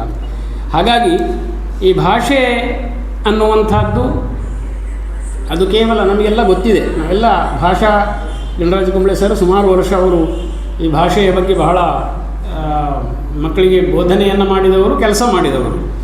ಹಾಗಾಗಿ ಅದರ ಹಿಂದೆ ಇರುವಂತಹ ಒಂದು ಸಂಸ್ಕೃತಿಯಾಗಲಿ, ಅದರ ಹಿಂದೆ ಇರುವಂತಹ ಒಂದು ಮಾನಸಿಕ ರಚನೆಗಳಾಗಲಿ ಅಥವಾ ಶೈಲಿಗಳು, ಅದು ರೂಪುಗೊಳಿಸುವಂಥ ಒಂದು ನಾಗರಿಕತೆಯಾಗಲಿ, ಅದು ಬಹಳ ಶ್ರೇಷ್ಠ ಮಟ್ಟದ್ದಾಗಿರ್ತದೆ ಮತ್ತು ವಿಭಿನ್ನತೆಯನ್ನು ಅದು ಹೊಂದಿರ್ತದೆ. ಹಾಗಾಗಿ ಈ ಒಂದು ದೃಷ್ಟಿಯಿಂದ ಭಾಷೆಗಳನ್ನು ನಾವು ನೋಡುತ್ತಾ ಒಂದು ಅನುವಾದದ ಬಗ್ಗೆ ಒಂದು ಸ್ವಲ್ಪ ಮಾತಾಡ್ಬೋದು ಅಂತ ಹೇಳಿದರು ಅವರು. ನನಗೆ ಮುಖ್ಯವಾಗಿ ಇವತ್ತು ನಾನು ಕೆಲವರಿಗೆ ಸ್ಪಷ್ಟಪಡಿಸುವಂಥದ್ದು, ನಾವು ಒಂದು ಪುಸ್ತಕ ಇದೆ ಡಾಕ್ಟರ್ ಕೆ ವಿಷ್ಣು ಅವರು ಅನುವಾದ ಭಾಷಾಂತರ ಮಾಡಿರುವಂಥದ್ದು, ಐತರೇಯೋಪನಿಷತ್ ಕನ್ನಡದಲ್ಲಿ ಅನ್ವಯಾರ್ಥ ಮತ್ತು ವ್ಯಾಖ್ಯೆ ಸಹಿತ ಅಂತ ಇದೆ. ಸಾಮಾನ್ಯವಾಗಿ ಉಪನಿಷತ್ತುಗಳು ವೇದಗಳು ಎಲ್ಲ ನಾವು ಕೇಳಿದ್ದು ಮಾತ್ರ ಅಂತ. ಹೆಚ್ಚಿನವರಿಗೆ ವೇದೋಪನಿಷತ್ತುಗಳು ಅಂತ ಹೇಳಿದರೆ ನಾವು ಶಾಲೆಯಲ್ಲಿ 4 ವೇದಗಳು, ಋಗ್ವೇದ, ಯಜುರ್ವೇದ, ಸಾಮವೇದ, ಅಥರ್ವವೇದ ಅಂತ ಅಷ್ಟು ಮಾತ್ರ ನಾವು ಪರೀಕ್ಷೆಗೆ ಬರೀಲಿಕ್ಕೋಸ್ಕರ ಕಲಿತದ್ದು ಮಾತ್ರ. ಅದಕ್ಕಿಂತ ಜಾಸ್ತಿ ನಮಗೆ ಗೊತ್ತಿರುವುದಿಲ್ಲ. ಅದಕ್ಕೆ ಕಾರಣ ಏನು ಅಂದರೆ ಸಂಸ್ಕೃತದ ಪ್ರವೇಶ ಇಲ್ಲ ಮತ್ತು ಅದು ಕಠಿಣ, ಕಬ್ಬಿಣದ ಕಡಲೆ ಅನ್ನುವಂಥ ಒಂದು ಭಾವನೆ ನಮಗಿರ್ತದೆ. ಆ ವಿಷಯ ನಮಗೆ ಪ್ರವೇಶ ಆಗುವುದಿಲ್ಲ, ಅರ್ಥ ಆಗುವುದಿಲ್ಲ ಅಂತ. ಹಾಗಾಗಿ ಒಬ್ಬ ಭಾಷಾಂತರಕಾರ ಇದನ್ನು ಸಂಸ್ಕೃತದಿಂದ ಅವನು ಕನ್ನಡಕ್ಕೆ ತರಬೇಕಾಗಿದ್ದರೆ, ಈಗ ವ್ಯಾಖ್ಯೆಗಳು, ಅನ್ವಯಾರ್ಥಗಳು ಎಲ್ಲ ಇದ್ದಾವೆ. ಪ್ರತಿಯೊಂದು ವೇದಗಳಿಗೆ, ಮಂತ್ರಗಳಿಗೆ, ಉಪನಿಷತ್ತುಗಳಿಗೆ ಕೂಡ ಅದನ್ನು ಅನ್ವಯ ಅರ್ಥ ಅಂದರೆ ಅಲ್ಲಿ ಕೊಟ್ಟಿರುವಂಥ ಪದಕ್ಕೆ ಸಹಿತ ಅರ್ಥಗಳನ್ನು ಹೇಳಿ ಆಮೇಲೆ ಅದರ ಒಟ್ಟು ಏನು ಅದು ಹೇಳ್ತದೆ ಅದನ್ನು ಕೂಡ ಬರೀಬೇಕು. ಇದು ಸಂಸ್ಕೃತದ ಒಂದು ಅಧ್ಯಯನದ ರೀತಿ. ಯಾವುದೇ ಗ್ರಂಥಗಳನ್ನು ನಾವು ಓದಬೇಕಾಗಿದ್ದರೂ ಕೂಡ ನಾವು ಈ ಒಂದು ಸಿಸ್ಟಮನ್ನು ಫಾಲೋ ಮಾಡ್ತಾ ಬಂದಿದ್ದು ಸಾವಿರಾರು ವರ್ಷಗಳಿಂದ ಭಾರತದಲ್ಲಿ. ಇವಾಗ ಸುಮ್ಮನೆ ಅದು ಓದಿದರೆ ಅರ್ಥ ಆಗೋಲ್ಲ. ಈಗ ವೇದಗಳು ಬರೆದ ಕಾಲದಲ್ಲಿ, ನಾವು ಹೀಗೆ ಹೇಳುವಂಥ ವೇದಗಳು ಬರೆದ ಕಾಲದಲ್ಲಿ ಇದ್ದಂತಹ ಸಂಸ್ಕೃತ ಭಾಷೆ ಆಮೇಲೆ ಅದು ವ್ಯತ್ಯಾಸ ಆಗ್ತಾ ಬಂತು. ಈಗ ಕನ್ನಡದಲ್ಲಿ ಹಳೆಗನ್ನಡ, ನಡುಗನ್ನಡ, ಹೊಸಗನ್ನಡ ಅಂತ ಇದ್ದ ಹಾಗೆ ಸಂಸ್ಕೃತದಲ್ಲಿ ಎಷ್ಟೋ ಪದಗಳು ಬಳಕೆಯಲ್ಲಿ ತಪ್ಪಿ ಹೋಗಿವೆ. ಈಗ ನೀವು ತುಳುವಲ್ಲಿ ನೋಡಿದರೂ ಕೂಡ ಹಾಗೆ ನಮಗೆ ಕಾಣುತ್ತದೆ. ನಾವು ಚಿಕ್ಕದಿರುವಾಗ ಬಳಕೆಯಲ್ಲಿ ತುಳುವಿನ ಪದಗಳು ಈಗ ಇಲ್ಲ. ಈಗ ಹೊಸ ತುಳುವರಿಗೆ ಅಂದರೆ ಈಗಿನ ತುಳುವರಿಗೆ ಹಳೆಯ ತುಳು ಪದಗಳು ಗೊತ್ತಿದೆಯಾ ಅಂತ ಗೊತ್ತೇ ಇಲ್ಲ ಎಷ್ಟೋ ಮಕ್ಕಳಿಗೆ. ಯಾಕೆಂದರೆ ನಮ್ಮ ಜೀವನದ ಶೈಲಿ ವ್ಯತ್ಯಾಸ ಆಗ್ತಾ ಹೋದಾಗೆ ಈಗ ಕೃಷಿ ಆಧಾರಿತವಾದಂಥ ಜೀವನ ನಮ್ಮದಾಗಿರುವಾಗ ಕೃಷಿಗೆ ಸಂಬಂಧಪಟ್ಟ ಎಷ್ಟೋ ಶಬ್ದಗಳು ನಮ್ಮಲ್ಲಿ ಹಾಸುಹೊಕ್ಕಾಗಿತ್ತು. ಈಗ ಅದು ಬೇಕಂತ ಕೇಳಿದರೆ ಬೇಡ ಅದು ಅಂತ. ಹಾಗಾಗಿ ತುಳುವಿನಲ್ಲಿ ಕೂಡ ಹಾಗೆ ಆಗಿದೆ. ನಾವು ಇಷ್ಟು ಸಣ್ಣ ಒಂದು ಕಾಲಮಾನದಲ್ಲಿಯೇ ಎಷ್ಟೋ ಪದಗಳನ್ನು ಕಳ್ಕೊಂಡು ಎಷ್ಟೋ ಹೊಸ ಪದಗಳನ್ನು ನಮ್ಮ ಭಾಷೆಗೆ ನಾವು ಸೇರಿಸಿಕೊಳ್ಳಿ. ಆಗಿರುವ ಸಂಸ್ಕೃತ ಅಷ್ಟು ಹಳೆಯದಾಗಿ ಸುಮಾರು ಒಂದು 5-10 ಸಾವಿರ ವರ್ಷಗಳ ಎಕ್ಸಾಕ್ಟ್ ಟೈಮ್ ಯಾರಿಗೂ ಗೊತ್ತಿಲ್ಲ ಅಂತ ಹೇಗೆ ಹೇಳುವಂಥದ್ದು. ಆಗ ಬೆಳೆಸಿದ ಸಂಸ್ಕೃತದ ಭಾಷೆಯ ಅರ್ಥ ಅದನ್ನು ಸಾಯಣಾದಿಗಳು ಬರುವಾಗಲೇ, ಅದಕ್ಕಿಂತ ಹಿಂದಕ್ಕೆ ಕೂಡ ಅದಕ್ಕೆ ನಿರುಕ್ತಕಾರರು, ನಿಘಂಟುಕಾರರೆಲ್ಲ ಹುಟ್ಕೊಂಡಿದ್ರು. ಯಾಕೆಂದರೆ ಇದನ್ನು ಹೇಳಬೇಕಲ್ಲ, ಇದು ಏನು ಅಂತ ಹೇಳಬೇಕಲ್ಲ ಅಂತ. ಆ ಕಾಲಕ್ಕೆ ಅದರ ಅರ್ಥ ಇದಾಗಿ ಹೋಗಿತ್ತು, ಗೊತ್ತಾಗದೆ ಹೋಗಿತ್ತು. ಅದು ಅಂಥ ಪದಗಳೆಲ್ಲ ಇತ್ತು. ಹಾಗಾಗಿ ಈ ಕ್ರಮ ಏನು ಅಂತ ಕೇಳಿದ್ರೆ ಅದಕ್ಕೆ ಒಂದು ಮತ್ತೆ ಅದನ್ನು ಅರ್ಥ ಮಾಡಿಸಲಿಕ್ಕೆ ಪದಗಳ ವ್ಯುತ್ಪತ್ತಿಯನ್ನು ಹುಡುಕಿಕೊಂಡು ಆಮೇಲೆ ಅದಕ್ಕೆ ಏನು ಅರ್ಥ, ಆಮೇಲೆ ಅದರ ಧ್ವನಿ ಅರ್ಥ ಏನು, ಅದು ಏನನ್ನು ಸೂಚಿಸ್ತದೆ, ಆಮೇಲೆ ಅದಕ್ಕೆ ವ್ಯಾಖ್ಯೆ, ಒಟ್ಟು ಅವನು ಹೇಳುವುದರ ತಾತ್ಪರ್ಯ ಏನು ಅನ್ನುವುದನ್ನು ವಿವರಣೆ ಮಾಡಲಿಕ್ಕೆ ಒಬ್ಬ. ಇದನ್ನು ನಾವೆಲ್ಲ ಓದಿ ಸ್ಟಡಿ ಮಾಡಿದರೆ ಮಾತ್ರ ಅದು ಏನು ಹೇಳ್ತದೆ ಅಂತ ನಮಗೊಂದು ಮೇಲಿನ ಮೇಲೆ ಆದರೂ ಗೋಚರ ಆಗಬಹುದು ಅಂತ. ವಾಸ್ತವಿಕವಾಗಿ ನಿಮಗೆ ವೇದ ಮತ್ತು ಉಪನಿಷತ್ತುಗಳು ಇವುಗಳು ದರ್ಶನ ಮತ್ತು ಶ್ರುತಿ ಇದೆರಡೂ ಇದೆ. ಒಂದು ಶ್ರುತಿ ಅಂದರೆ ಕೇಳಿದ್ದದು, ಅದು ಕೇಳಿ ಕೇಳಿ ಕೇಳಿ ಬಂದಿರುವಂಥದ್ದು, ಕೇಳಿದ್ದನ್ನು ಮತ್ತೆ ನಾವು ಹೇಳುವಂಥದ್ದು. ಅದು ದರ್ಶನ ಕೂಡ ಹೌದು, ಅದು ಕಂಡಂಥದ್ದು ಅಂತ, ದೃಷ್ಟಿಗೆ ಗೋಚರವಾಗಿ. ಕಿವಿ ಮತ್ತು ಕಣ್ಣು ಇದಕ್ಕೆ ಎರಡಕ್ಕೆ ಇರುವಂಥ ಕೆಲಸ ಅಲ್ಲಿ ಅಂತ. ಹಾಗಾಗಿ ಈ ದರ್ಶನದ ಒಂದು ಭಾಷೆ ಇದು ಬಹಳ ವಿಶಿಷ್ಟವಾಗಿ ನಮಗೆ ಖುಷಿಯನ್ನು ಕೊಡುವಂಥದ್ದು. ದರ್ಶನದ ಒಂದು ಭಾಷೆ ಅಂತ ಸರ್, ದರ್ಶನದ ಭಾಷೆ ಅನ್ನುವುದು ಭಿನ್ನ ಅಂತ ಯಾವಾಗಲೂ. ಅದನ್ನು ನಿಮಗೆ ಕಟ್ಟಿಕೊಡಲಿಕ್ಕೆ ಕಷ್ಟ. ಒಬ್ಬ ಕಂಡದ್ದನ್ನು ಒಂದು ಅನುಭವಿಸಿದ್ದನ್ನು ಅದನ್ನು ಅವನು ಇನ್ನೊಬ್ಬನಿಗೆ ಟ್ರಾನ್ಸ್ಫರ್ ಮಾಡೋದು ಹೇಗೆ, ಎಕ್ಸಾಕ್ಟಾಗಿ ಟ್ರಾನ್ಸ್ಫರ್ ಮಾಡಲಿಕ್ಕೆ ಭಾಷೆ ಅದು ನಾವು ವಾಚವ ನಿವರ್ತಜ್ಞೆ ಅಂತೇಳಿ ಅದು ಹೇಳಲಿಕ್ಕೆ ಅದು ಸಾಧ್ಯವೇ ಇಲ್ಲ. ಅನಿರ್ವಚನೀಯ ಅಂತ ಒಂದು ಪದವನ್ನು ನಾವು ಬಳಸುವುದಾಗಿದ್ದರೆ ಅಂಥದ್ದನ್ನು ಅದರಲ್ಲಿಯೂ ನೀವು ಅತೀ ಏನು ಯಾವುದನ್ನು ಹೇಳಲಿಕ್ಕೆ ಸಾಧ್ಯ ಇಲ್ಲ ಅದನ್ನು ನೀವು ಹೇಳಲಿಕ್ಕೆ ಹೊರಟಾಗ ಅದನ್ನು ಹೇಳುವಂಥದ್ದು ಅದು ದರ್ಶನದ ಭಾಷೆಯಲ್ಲಿ ಇರುತ್ತದೆ. ಆ ದರ್ಶನದ ಭಾಷೆಯನ್ನು ನಾವು ಅರ್ಥ ಮಾಡಿಕೊಳ್ಳಬೇಕಾಗಿದ್ದರೆ ಅದಕ್ಕೆ ಬೇಕಾದಂಥ ಎಲ್ಲವೂ ಇದೆ. ಅದನ್ನು ಸಂಸ್ಕೃತ ಒಂದು ರೀತಿಯಲ್ಲಿ ಹೇಳ್ತದೆ. ಯಾಕೆಂದರೆ ಅದು ಫಸ್ಟ್ ಅದರ ಇದು ಮೊದಲನೆಯ ಬರಹ. ಅಲ್ಲಿಂದ ನೀವು ಇನ್ನೊಂದು ಭಾಷೆಗೆ ತರಬೇಕಾಗಿದ್ದರೆ ಅನುವಾದಕ್ಕೆ ಇರುವ ಕಷ್ಟಗಳು ಅದರ ಅರ್ಥವ್ಯಾಪ್ತಿ. ಒಂದು ಭಾಷೆಯ ಒಂದು ಪದಗಳು ಅರ್ಥವ್ಯಾಪ್ತಿಯನ್ನು ಇನ್ನೊಂದು ಭಾಷೆಗೆ ತರುವಾಗ ಅದರ ಅರ್ಥದ ವ್ಯಾಪ್ತಿಯೇ ವ್ಯತ್ಯಾಸ ಆಗಿಬಿಡುತ್ತದೆ. ಅದನ್ನು ಈಗ ಸುಮ್ಮನೆ ಹೇಳೋದು, ಧರ್ಮ ಅನ್ನುವುದನ್ನು ಇಂಗ್ಲೀಷಲ್ಲಿ ಹೇಗೆ ಹೇಳಲಿಕ್ಕೆ ಸಾಧ್ಯ ಅಂತ ಅಲ್ವಾ ಸರ್? ಈಗ ಅರ್ಥವ್ಯಾಪ್ತಿಗೆ ನಾವು ತೊಗೊಂಡು ಹೋದರೆ ಅದನ್ನು ಧರ್ಮ ಅನ್ನುವುದು ಏನು ಈಗ ನಮಗೆ ಧರ್ಮ ಅಂದರೆ ಅರ್ಥ ಆಗ್ತದೆ ಭಾರತೀಯರಿಗೆ. ನಾವು ಇಂಗ್ಲೀಷಲ್ಲಿ ಅದೆಲ್ಲ ರಿಲಿಜನ್ ಅಂತ ಹೇಳಿದ ತಕ್ಷಣ ಅದು ಏನು ಅರ್ಥವನ್ನು ಕೊಡ್ತದೆ? ಅದು ಇನ್ನೊಂದು ಅರ್ಥ, ಅದು ಪೂರ್ತಿಯಾಗಿ ಅದನ್ನು ಕವರ್ ಮಾಡೋದಿಲ್ಲ. ಅದು ಅಂತ ಸೀಮಿತವಾದ ಇದನ್ನು ಕೊಡ್ತದೆ, ಅಥವಾ ಇನ್ನೊಂದು ಯಾವುದೋ ಒಂದು ಬೇರೆ ಸೈಡನ್ನು ಅದು ತೋರಿಸ್ತಾ ಹೋಗ್ತದೆ ಅಂತ. ಹಾಗಾಗಿ ಇದನ್ನು ನಾವು ಈ ಭಾಷೆಯಲ್ಲಿ ಇದ್ದದ್ದನ್ನು ಕನ್ನಡಕ್ಕೆ ತರುವಾಗ ಇರುವಂತಹ ಕಷ್ಟಗಳು, ಅದರ ಪರಿವೇಶ, ಅದು ಒಳಗೊಳ್ಳುವಂತಹ ಸಂಸ್ಕೃತಿ, ಆ ಶೈಲಿಗೆ ಇರುವಂತಹ ನಿಷ್ಠತೆ, ಇದನ್ನೆಲ್ಲವನ್ನು ನಾವು ಮತ್ತು ಆ ಸಮಾನಾರ್ಥಕ ಪದಗಳ ಬಳಕೆ, ಮುಖ್ಯವಾಗಿ ಸಂಸ್ಕೃತ ನಮ್ಮ ಭಾಷೆಗಳ ಒಳಗಡೆ ಸೇರಿದ್ದರಿಂದ ಸುಮಾರು ವಿಷಯಗಳು ನಮಗೆ ಸ್ವಲ್ಪ ಹತ್ತವೇ ಅರ್ಥ ಆಗ್ತದೆ ನಮಗೆ. ಅದು ಕನ್ನಡದಲ್ಲಿ ಆದರೂ ನಮಗೆ ಅರ್ಥ ಆಗ್ತದೆ, ತುಳುವಿನಲ್ಲೇ ಆದರೂ ನಮಗೆ ಅರ್ಥ ಆಗ್ತದೆ. ಹಾಗಾಗಿ ಇದೆಲ್ಲ ಮತ್ತು ಆ ಒಂದು ಓದಿನ ಸಹಜತೆ, ಇದೆಲ್ಲವನ್ನು ನಾವು ಭಾಷಾಂತರಕಾರರಲ್ಲಿ ನಾವು ನೋಡಿದರೆ ಆ ಭಾಷಾಂತರದಲ್ಲಿರುವಂಥ ಒಂದು ಉತ್ಕೃಷ್ಟತೆ ನಮಗೆ ಗೊತ್ತಾಗುವಂಥದ್ದು, ಮತ್ತು ಆ ಒಂದು ಮೂಲ ಕೃತಿಗೆ ನಾವು ಕೊಡುವಂತಹ ಒಂದು ಗೌರವ ಮತ್ತು ಅದರ ಏನನ್ನು ಅದು ಹೇಳ್ತದೆ ಅದನ್ನು ನಾವು ಇಲ್ಲಿ ಒದಗಿಸುವ ಒಂದು ಪ್ರಯತ್ನ ಅದು ಸಾರ್ಥಕ ಆಗ್ತದೆ ಅಂತ ನಾನು ಹೇಳ್ತೇನೆ. ಮುಖ್ಯವಾಗಿ ಇಲ್ಲಿ ಈ ಭಾಷಾಂತರಕಾರರು ಡಾಕ್ಟರ್ ಕೆ ವಿಷ್ಣು ಅವರು ಈ ಪುಸ್ತಕವನ್ನು ಕೊಟ್ಟಿದ್ದಾರೆ. ಇದರಲ್ಲಿ ಅದಕ್ಕೆ ಒಂದು ಮುನ್ನುಡಿ ಇದೆ. ಕುಮಾರಿ ಉಮಾ ಅಂತ ಅವರ ಶಿಷ್ಯೆ ಅಂತ ಕಾಣುತ್ತದೆ, ಅವರ ಗುರುಗಳು ಅಂತ ಬರ್ಕೊಂಡಿದ್ದಾರೆ ಅವರು. ಅವರ ಮುನ್ನುಡಿ ಇದೆ. ಆಮೇಲೆ ಒಂದು ಸಣ್ಣ ಲೇಖನ ಇದೆ, ಬ್ರಹ್ಮ ಅಂದರೆ ಏನು ಅಂತ ಹೇಳಿ. ಹಾಗೆಯೇ ಅದರಲ್ಲಿ ಭಾಷಾಂತರಕಾರರು ಸರ್ ಅವರು ಬರೆದಂಥ ಒಂದು ಪ್ರಸ್ತಾವನೆ ಇದೆ. ಅದರ ಒಳಗೆ ಪ್ರವೇಶ ಮಾಡಬೇಕಾಗಿದ್ದರೆ ನಾವು ಮಾಡಿಕೊಳ್ಳಬೇಕಾದ ಸಿದ್ಧತೆ ಏನು ಅಂದರೆ ಅದರ ಬಗ್ಗೆ ಒಂದಿಷ್ಟು ಜ್ಞಾನ, ಅದರ ಒಳಗೆ ನಾವು ಹೋಗಬೇಕಾಗಿದ್ದರೆ ಅದು ಪ್ರಸ್ತಾವನೆಯಲ್ಲಿ ನಮಗೆ ದೊರಕುತ್ತದೆ. ಹಾಗೂ ಈ ಪುಸ್ತಕ ಏನನ್ನು ಹೇಳ್ತದೆ ಅನ್ನುವುದನ್ನು ಅವರು ಆ ಪ್ರಸ್ತಾವನೆಯಲ್ಲಿ ಕೊಟ್ಟಿದ್ದಾರೆ. ಕೃತಿ ಋಗ್ವೇದೀಯ ಐತರೇಯ ಆರಣ್ಯಕದಲ್ಲಿ ಬರುವಂಥ ಭಾಗ. ಅದು 2ನೇ ಆರಣ್ಯಕದ 4ನೆಯ 5ನೆಯ ಮತ್ತು 6ನೆಯ ಅಧ್ಯಾಯಗಳು. ಆರಣ್ಯಕ, ಬ್ರಾಹ್ಮಣ, ಆರಣ್ಯಕ ಮತ್ತು ಉಪನಿಷತ್ತು, ಇದು ವೇದದ ಭಾಗಗಳು. ಯಾವುದು? ಉಪಬ್ರಹ್ಮಣ. ಅದನ್ನು ಸ್ವಲ್ಪ ದೊಡ್ಡದು ಮಾಡಿ ಅದಕ್ಕೆ ಯಾವ ಸಂದರ್ಭಕ್ಕೆ ಯಾವುದನ್ನು ಬಳಕೆ ಮಾಡಬೇಕು ಅನ್ನುವಂಥದ್ದು. ಮುಖ್ಯವಾಗಿ ಉಪನಿಷತ್ತಿನ ಅರಣ್ಯಕ ಅಂತರ್ಗತವಾದಂತಹ ಉಪನಿಷತ್ತಿನ ಒಂದು ಪುಟ್ಟ ಉಪನಿಷತ್ತದು, ಅದನ್ನು ಇಲ್ಲಿ ಕೊಟ್ಟಿದ್ದಾರೆ. ವಾಂಗ್ಮೇ ಮನಸ್ಸಿ ಪ್ರತಿಷ್ಠಿತ ಅನ್ನುವಂಥ ಒಂದು ಶಾಂತಿ ಪಾಠದಿಂದ ಅದನ್ನು ಆರಂಭ ಆಗಿದೆ. ಅದರಲ್ಲಿ ಮುಖ್ಯವಾಗಿ ಏನು ಅಂತ ಕೇಳಿದರೆ ಸೃಷ್ಟಿ, ವಿಶ್ವದ ಸೃಷ್ಟಿ, ಪರಬ್ರಹ್ಮ ಮತ್ತು ಕೊನೆಯದಾಗಿ ಪರಬ್ರಹ್ಮನಲ್ಲಿ ಐಕ್ಯ, ಅಲ್ಲಿಯವರೆಗೆ ಇರುವಂತಹ ಒಂದು ಜಗತ್ತಿನ ಸತ್ಯ ಅಂತ ನಾವು ಭಾಳ ಚಿಂತೆ ಮಾಡಬೇಕಾದ ವಿಷಯ ಇದೆ. ಯಾಕೆಂದರೆ ಭಾರತದಲ್ಲಿ ಇಷ್ಟು ದೊಡ್ಡದಾದಂಥ ಒಂದು ಸಂಪತ್ತಿದೆ.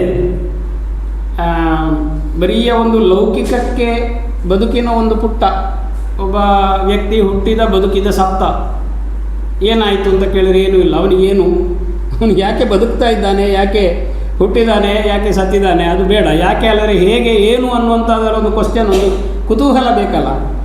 ಆ ಒಂದು ಸೃಷ್ಟಿಯ ಬಗ್ಗೆ ವ್ಯಕ್ತಿಯ ಒಳಗಡೆ ಒಂದು ಪರಮಾತ್ಮನ ಪ್ರವೇಶ ಅಂತ ಅದರಲ್ಲಿ ಬರ್ತದೆ. ಮೇಲ್ಭಾಗದಲ್ಲಿ ನೆತ್ತಿಯ ಮಧ್ಯದಲ್ಲಿ ಬ್ರಹ್ಮರಂಧ್ರದಲ್ಲಿ ಪರಮಾತ್ಮ ತಾನು ಒಳಗೆ ಹೊಕ್ಕು ಕೂತ ಅಂತೇಳಿ. ಹಾಗಾಗಿ ಅದು ಹೌದೋ ಅಲ್ವೋ ಅನ್ನುವುದು ನಮಗೆ ಗೊತ್ತಿಲ್ಲ. ಒಂದು ಕಥೆಯನ್ನು ಓದಿದಾಗೆ ಆದರೂ ನಾವು ಓದಿದರೆ ಕನಿಷ್ಠ ಒಂದು ಭಾರತೀಯವಾದ ಚಿಂತನೆ ಮತ್ತು ಮುಖ್ಯವಾಗಿ ಇದೆಲ್ಲ ಇರುವಂಥದ್ದು ಅವನವನ ಸಾಧನೆಗೆ, ವೈಯಕ್ತಿಕವಾದ ಸಾಧನೆಯಲ್ಲಿ ಅವನು ಅದನ್ನು ಮತ್ತೆ ಋಷಿ ಕಂಡಂತಹ ಸಾಕ್ಷಾತ್ಕರಿಸಿಕೊಂಡಂಥ ಸತ್ಯವನ್ನು ಮತ್ತೆ ನಾವು ತಿಳ್ಕೊಳ್ಳಿಕ್ಕೆ ಇರುವಂಥದ್ದು. ಅದನ್ನು ಹೇಳುವ ಕ್ರಮ ನನಗೆ ಖುಷಿಯಾದದ್ದು ಏನು ಅಂದರೆ, ಪುಸ್ತಕ ಪುಟ್ಟದಿದೆ. ನಾನು ಐತರೇಯೋಪನಿಷತ್ತಿನ ಸುಮಾರು ಪುಸ್ತಕಗಳನ್ನು ನೋಡಿದ್ದೇನೆ, ಸಂಸ್ಕೃತದಲ್ಲಿ ಮತ್ತು ಕನ್ನಡದಲ್ಲಿ ಕೂಡ ಬಂದಿದೆ. ಮುಖ್ಯವಾಗಿ ಮೇಲುಕೋಟೆ ಸಂಸ್ಕೃತ ಸ್ವಲ್ಪ ನೋಡಿದಿರೋ ಗೊತ್ತಿಲ್ಲ, ಮೇಲುಕೋಟೆಯವರ ಸಂಸ್ಕೃತ ಅವರ ಒಂದು ಇದಿದೆ, ಪ್ರತಿಷ್ಠಾನ ಇದೆ, ಅದು ಅಧ್ಯಯನ ಕೇಂದ್ರ ಇದೆ. ಅವರು ವಿಶಿಷ್ಟಾದ್ವೈತ ಪರವಾಗಿ ಅದನ್ನು ಬಹಳ ಅದ್ಭುತವಾಗಿ ಸಂಶೋಧನೆ ಮಾಡಿದೆ. ಎಲ್ಲ ಉಪನಿಷತ್ತುಗಳನ್ನು ಕೂಡ ಅವರು ಮಾಡಿದ್ದಾರೆ, ಅದನ್ನೆಲ್ಲ ತರಿಸಿದ್ದೇನೆ ನಾನು. ಎಲ್ಲವೂ ಕೂಡ ಉಪನಿಷತ್ತು ಪುಸ್ತಕಗಳು ನಿಮಗೆ ಇಷ್ಟಿಷ್ಟು ದಪ್ಪ ಇದೆ. ಆ ಪುಸ್ತಕವನ್ನು ನೋಡುವಾಗಲೇ ಇದನ್ನು ಓದುವುದು ಹೇಗೆ ಅನ್ನುವಂಥ ಒಂದು ಕ್ವಶನ್ ಮಾರ್ಕ್ ನಮಗೆ ಬರ್ತದೆ. ಅಂದರೆ ಅದರಲ್ಲಿ ಆರಣ್ಯಕದ ಭಾಗಗಳು ಒಳಗೊಂಡಿರ್ತದೆ. ಕೊನೆಗೆ ಇದು ಬೇಡ ಸಾವಾಸ, ಅಲ್ಲಿ ಇರಲಿ, ನಮಸ್ಕಾರ ಮಾಡೋದು, ಅದಕ್ಕೆ ಒಂದು ಸರಸ್ವತಿ ಅಂತ ಒಂದು ಗೌರವ ಇದೆಯಲ್ಲ, ಒಂದು ಪುಷ್ಪ ಇಟ್ಟು ಒಂದು ನಮಸ್ಕಾರ ಮಾಡುವ ಅಂತ ಕಾಣ್ತದೆ. ಆದರೆ ಅಂತಹ ಉಪನಿಷತ್ತನ್ನು ಪುಟ್ಟದಾದರೂ ಕೂಡ ಇವರು ಕೊಟ್ಟಿರುವ ರೀತಿ ಇದು ಎಲ್ಲರಿಗೂ ಪ್ರಿಯವಾಗುವ ಹಾಗೆ ಇದೆ ಅಂತ. ಮತ್ತು ಬಹಳ ನಿಮಗೆ ಎಷ್ಟು ಅರ್ಥ ಆಗ್ತದೆ, ನಿಮ್ಮ ಚೊಂಬು ಎಷ್ಟು ದೊಡ್ಡದಿದೆ ಅಷ್ಟು ನೀರನ್ನು ನೀವು ತಗೊಳ್ಬೋದು ಸಮುದ್ರದಿಂದ. ಹಾಗೆ ಇದನ್ನು ಓದುವಾಗಲೂ ಅಷ್ಟೇ ಅಂತ ಅದಕ್ಕೆ ಬೇಕಾದಂಥ ಒಂದು ವ್ಯವಸ್ಥೆಯನ್ನು ಅವರು ಮಾಡಿಕೊಟ್ಟಿದ್ದಾರೆ. ಬಹಳ ಸಣ್ಣಕ್ಕೆ ಅದನ್ನು ನೇರವಾಗಿ ಅನ್ವಯ, ಅಲ್ಲಿ ಏನೂ ಅದಕ್ಕೆ ಫ್ಯಾಟ್ ಇಲ್ಲ, ಅದರಲ್ಲಿ ಬರಹದಲ್ಲಿ ನೇರವಾಗಿ ಅನ್ವಯಕ್ಕೆ ಬಂದಿದೆ. ಅನ್ವಯದ ಅರ್ಥಗಳನ್ನೆಲ್ಲ ಕೊಟ್ಟು ಅಲ್ಲಿಂದ ವ್ಯಾಖ್ಯೆ, ಅದರ ಅರ್ಥವನ್ನು ಕೊಟ್ಟಿದ್ದಾರೆ.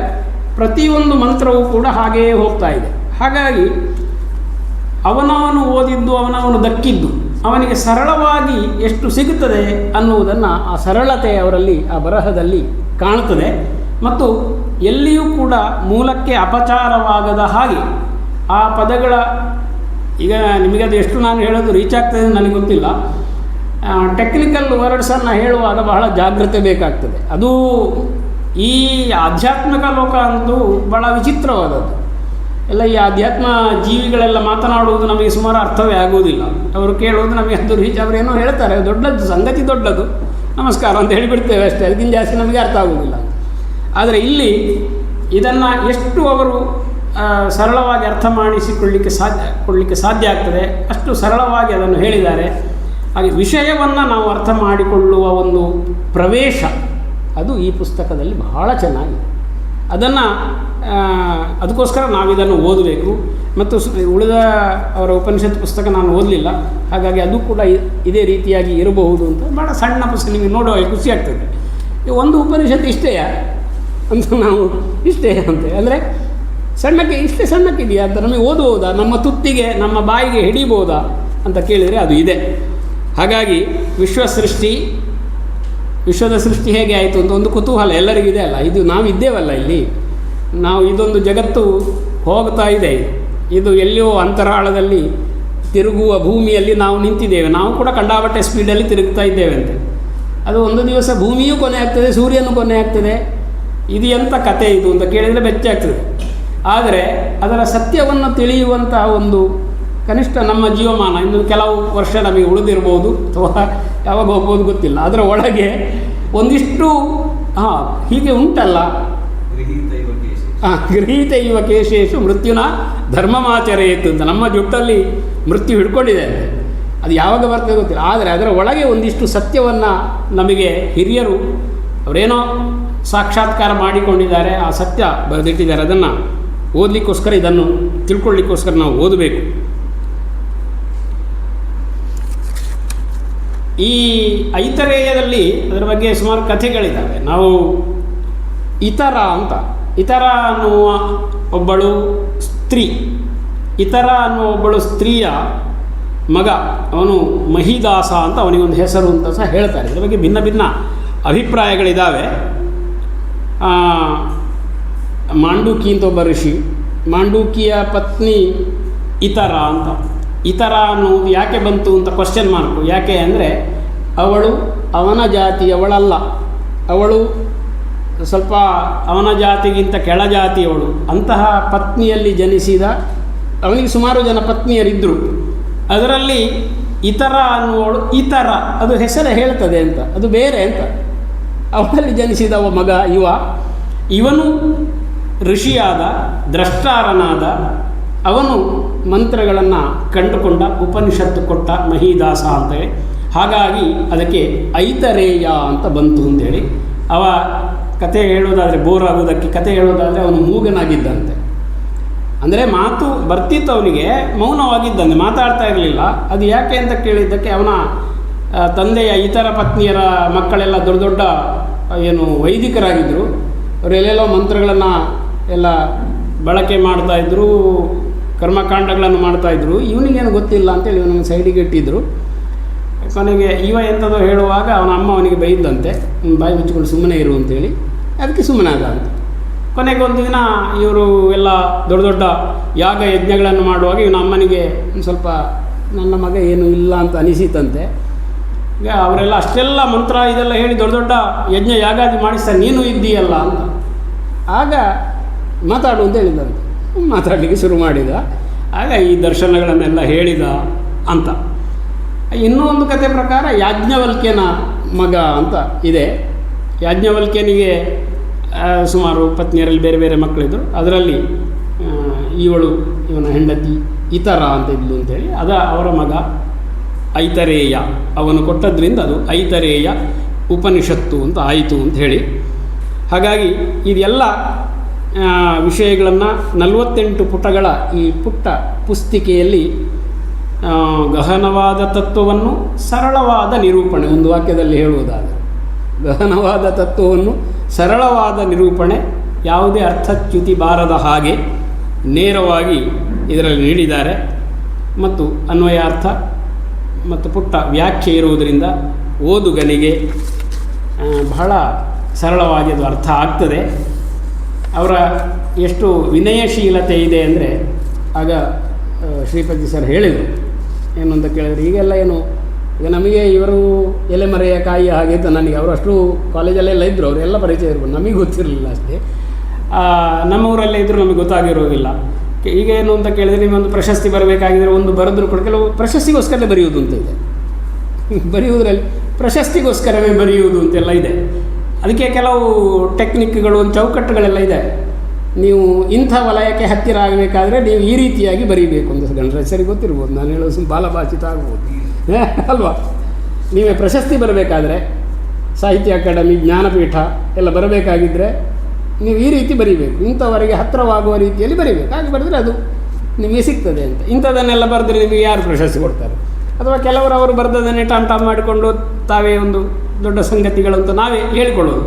ಹಾಗೆ ಈಗೆಲ್ಲ ಪ್ರಚಾರದ ಪರಿಕರಗಳಿರೋದರಿಂದ. ಆದರೆ ಹಾಗೆಲ್ಲ ಇಲ್ಲಿ ಸರ್ ಇದನ್ನು ಬಹಳ ಒಳ್ಳೆಯ ಕಾರ್ಯವನ್ನು ತನ್ನಷ್ಟಕ್ಕೆ ಅವರಷ್ಟಕ್ಕೆ ಕೂತು ಅವರು ಬರೆದಿದ್ದಾರೆ. ಇದರಲ್ಲಿ ಬಹುತೇಕ 2024-25ರಲ್ಲಿ ಪ್ರಕಟವಾಗಿದೆ. ಸುಮಾರು 1990ರಿಂದ ಅವರು ಬರಹ ಆರಂಭ ಮಾಡಿದ್ದಾರೆ. ಅವರು ನಮ್ಮ ಶಾಲೆಗೆ ಬಂದಿದ್ದಕ್ಕೆ ನನಗೆ ಬಹಳ ಸಂತೋಷ ಸರ್, ನಾವು ಕೃತಜ್ಞರು. ಹಾಗೆ ಅವರ ಈ ಬರಹಗಳು, ಸಾಹಿತ್ಯ ಪರಿಷತ್ತು ಅದರ ಉದ್ದೇಶವೇ ಹಾಗೆ ಬೇರೆ ಬೇರೆ ಭಾಷೆಗಳನ್ನು ಎಲ್ಲವನ್ನು ಗುರುತಿಸಿ ಅದರಲ್ಲಿರುವ ಸಾಹಿತ್ಯಗಳನ್ನು ಗುರುತಿಸಿ ಅದರಲ್ಲಿ ಈ ರೀತಿಯ ಕೆಲಸಗಳನ್ನು ಅದು ಮಾಡ್ತಾ ಇದೆ. ಹಾಗಾಗಿ ಸೂಕ್ತವಾದ ಮೊದಲನೇ ಕಾರ್ಯಕ್ರಮವೇ ಹಿಂದಿ, ಸಂಸ್ಕೃತ, ಕನ್ನಡ ಇದರಲ್ಲೆಲ್ಲದರಲ್ಲಿಯೂ ವಿಶಾರದರಾಗಿರುವಂತಹ ಸರ್ ಅವರ ಪುಸ್ತಕ ಸಂಸ್ಕೃತದಿಂದ ಕನ್ನಡಕ್ಕೆ ಭಾಷಾಂತರವಾಗಿರುವಂಥದ್ದು. ಎಷ್ಟು ವಿನಯ ಅಂದರೆ ಅವರು ಭಾಷಾಂತರಕಾರರು ಅಂತ ಬರೆದಿದ್ದಾರೆ. ಅವರ ಹೆಸರನ್ನು ಪುನಃ ಬರಲಿಲ್ಲ, ಆಗ ಅದನ್ನು ಹೇಳಲಿಕ್ಕೆ ಹೋದ್ ನಾನು. ಒಳಗಡೆ ಅವರು ಪ್ರಸ್ತಾವನೆಯಲ್ಲಿ ಹಾಗೆ ಬರೆದಿದ್ದಾರೆ. ಪುನಃ ಅವರ ಹೆಸರು ಕೆಲವರಿಗೆ ಅದೆಲ್ಲ ಇರ್ತದೆ, ತನ್ನ ಹೆಸರನ್ನು ಮತ್ತೆ ತಾನೇ ಖುಷಿ ಪಡೋದು ಬರ್ಕೊಂಡು. ಸರ್ ಅದರಲ್ಲಿ ಕೊಟ್ಟಿದ್ದಾರೆ ಪ್ರಸ್ತಾವನೆ ಭಾಷಾಂತರಕಾರರು ಅಂತ ಹಾಕಿದ್ದಾರೆ ಅಷ್ಟೇ. ಹಾಗಾಗಿ ಆ ಒಂದು ಪುಸ್ತಕವನ್ನು ಬಹಳ ಒಳ್ಳೆಯ ರೀತಿಯಲ್ಲಿ ಇವತ್ತು ನಾವು ಮೊದಲನೇ ಕಾರ್ಯಕ್ರಮದಲ್ಲಿ ಪರಿಚಯ ಮಾಡಿಕೊಳ್ಳಲಿಕ್ಕೆ ಆಸ್ಪದ ಆಯಿತು. ಇದಕ್ಕೆ ಎಲ್ಲರಿಗೂ ಧನ್ಯವಾದವನ್ನು ಹೇಳ್ತಾ ನನ್ನ ಮಾತನ್ನು ಮುಗಿಸ್ತೇನೆ. ನಮಸ್ತೆ. ಧನ್ಯವಾದಗಳು. ಬಹುಶಃ ಶ್ರೀಮಾನ್ ನಿಮ್ಮ ಮಾತುಗಳನ್ನು ಕೇಳಿ ಮುಂದೆಗೆ ಮಾತಾಡಲಿಕ್ಕೆ ಯಾರು ಬರ್ತಾರೋ ಅವ್ರ ಬಗ್ಗೆ ಇನ್ನಷ್ಟು ತಿಳ್ಕೊಳ್ಬೇಕು, ಅವರ ಬಾಯಿದಲ್ಲೇ ಕೇಳಬೇಕು ಅಂತ ಹೇಳುವ ಒಂದು ಬಹಳ ಉತ್ಕೃಷ್ಟವಾದ ಆಸೆ ಈಗ ಬರ್ತಾ ಇದೆ. ಮುಂದಿನ ಕಾರ್ಯಕ್ರಮದ ಭಾಗವಾಗಿ ನಮ್ಮ ಮುಖ್ಯ ಅಭ್ಯಾಗತರಾಗಿರುವ ಡಾಕ್ಟರ್ ಕೆ ವಿಷ್ಣು ಅವರು ಸಭೆಯನ್ನು ಉದ್ದೇಶಿಸಿ ಮಾತಾಡಬೇಕು ಅಂತ ಕೇಳ್ಕೊಳ್ತಾ ಇದ್ದಾರೆ.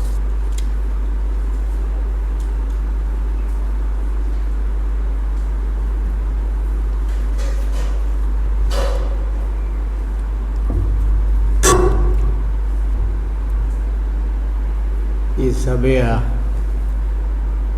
ಅಧ್ಯಕ್ಷರಾದ ಮಾನ್ಯ ಶ್ರೀಪತಿ ಕಲ್ಲುರಾಯರು, ಹಾಗೆಯೇ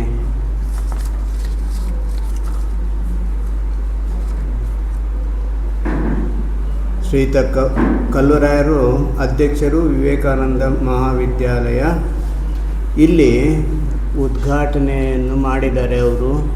ಈ ಕಾರ್ಯಕ್ರಮವನ್ನು ದೀಪವನ್ನು ಬೆಳಗಿಸಿ ಇಬ್ಬರು ಮಹಾನ್ ವ್ಯಕ್ತಿಗಳು. ಹಾಗೆಯೇ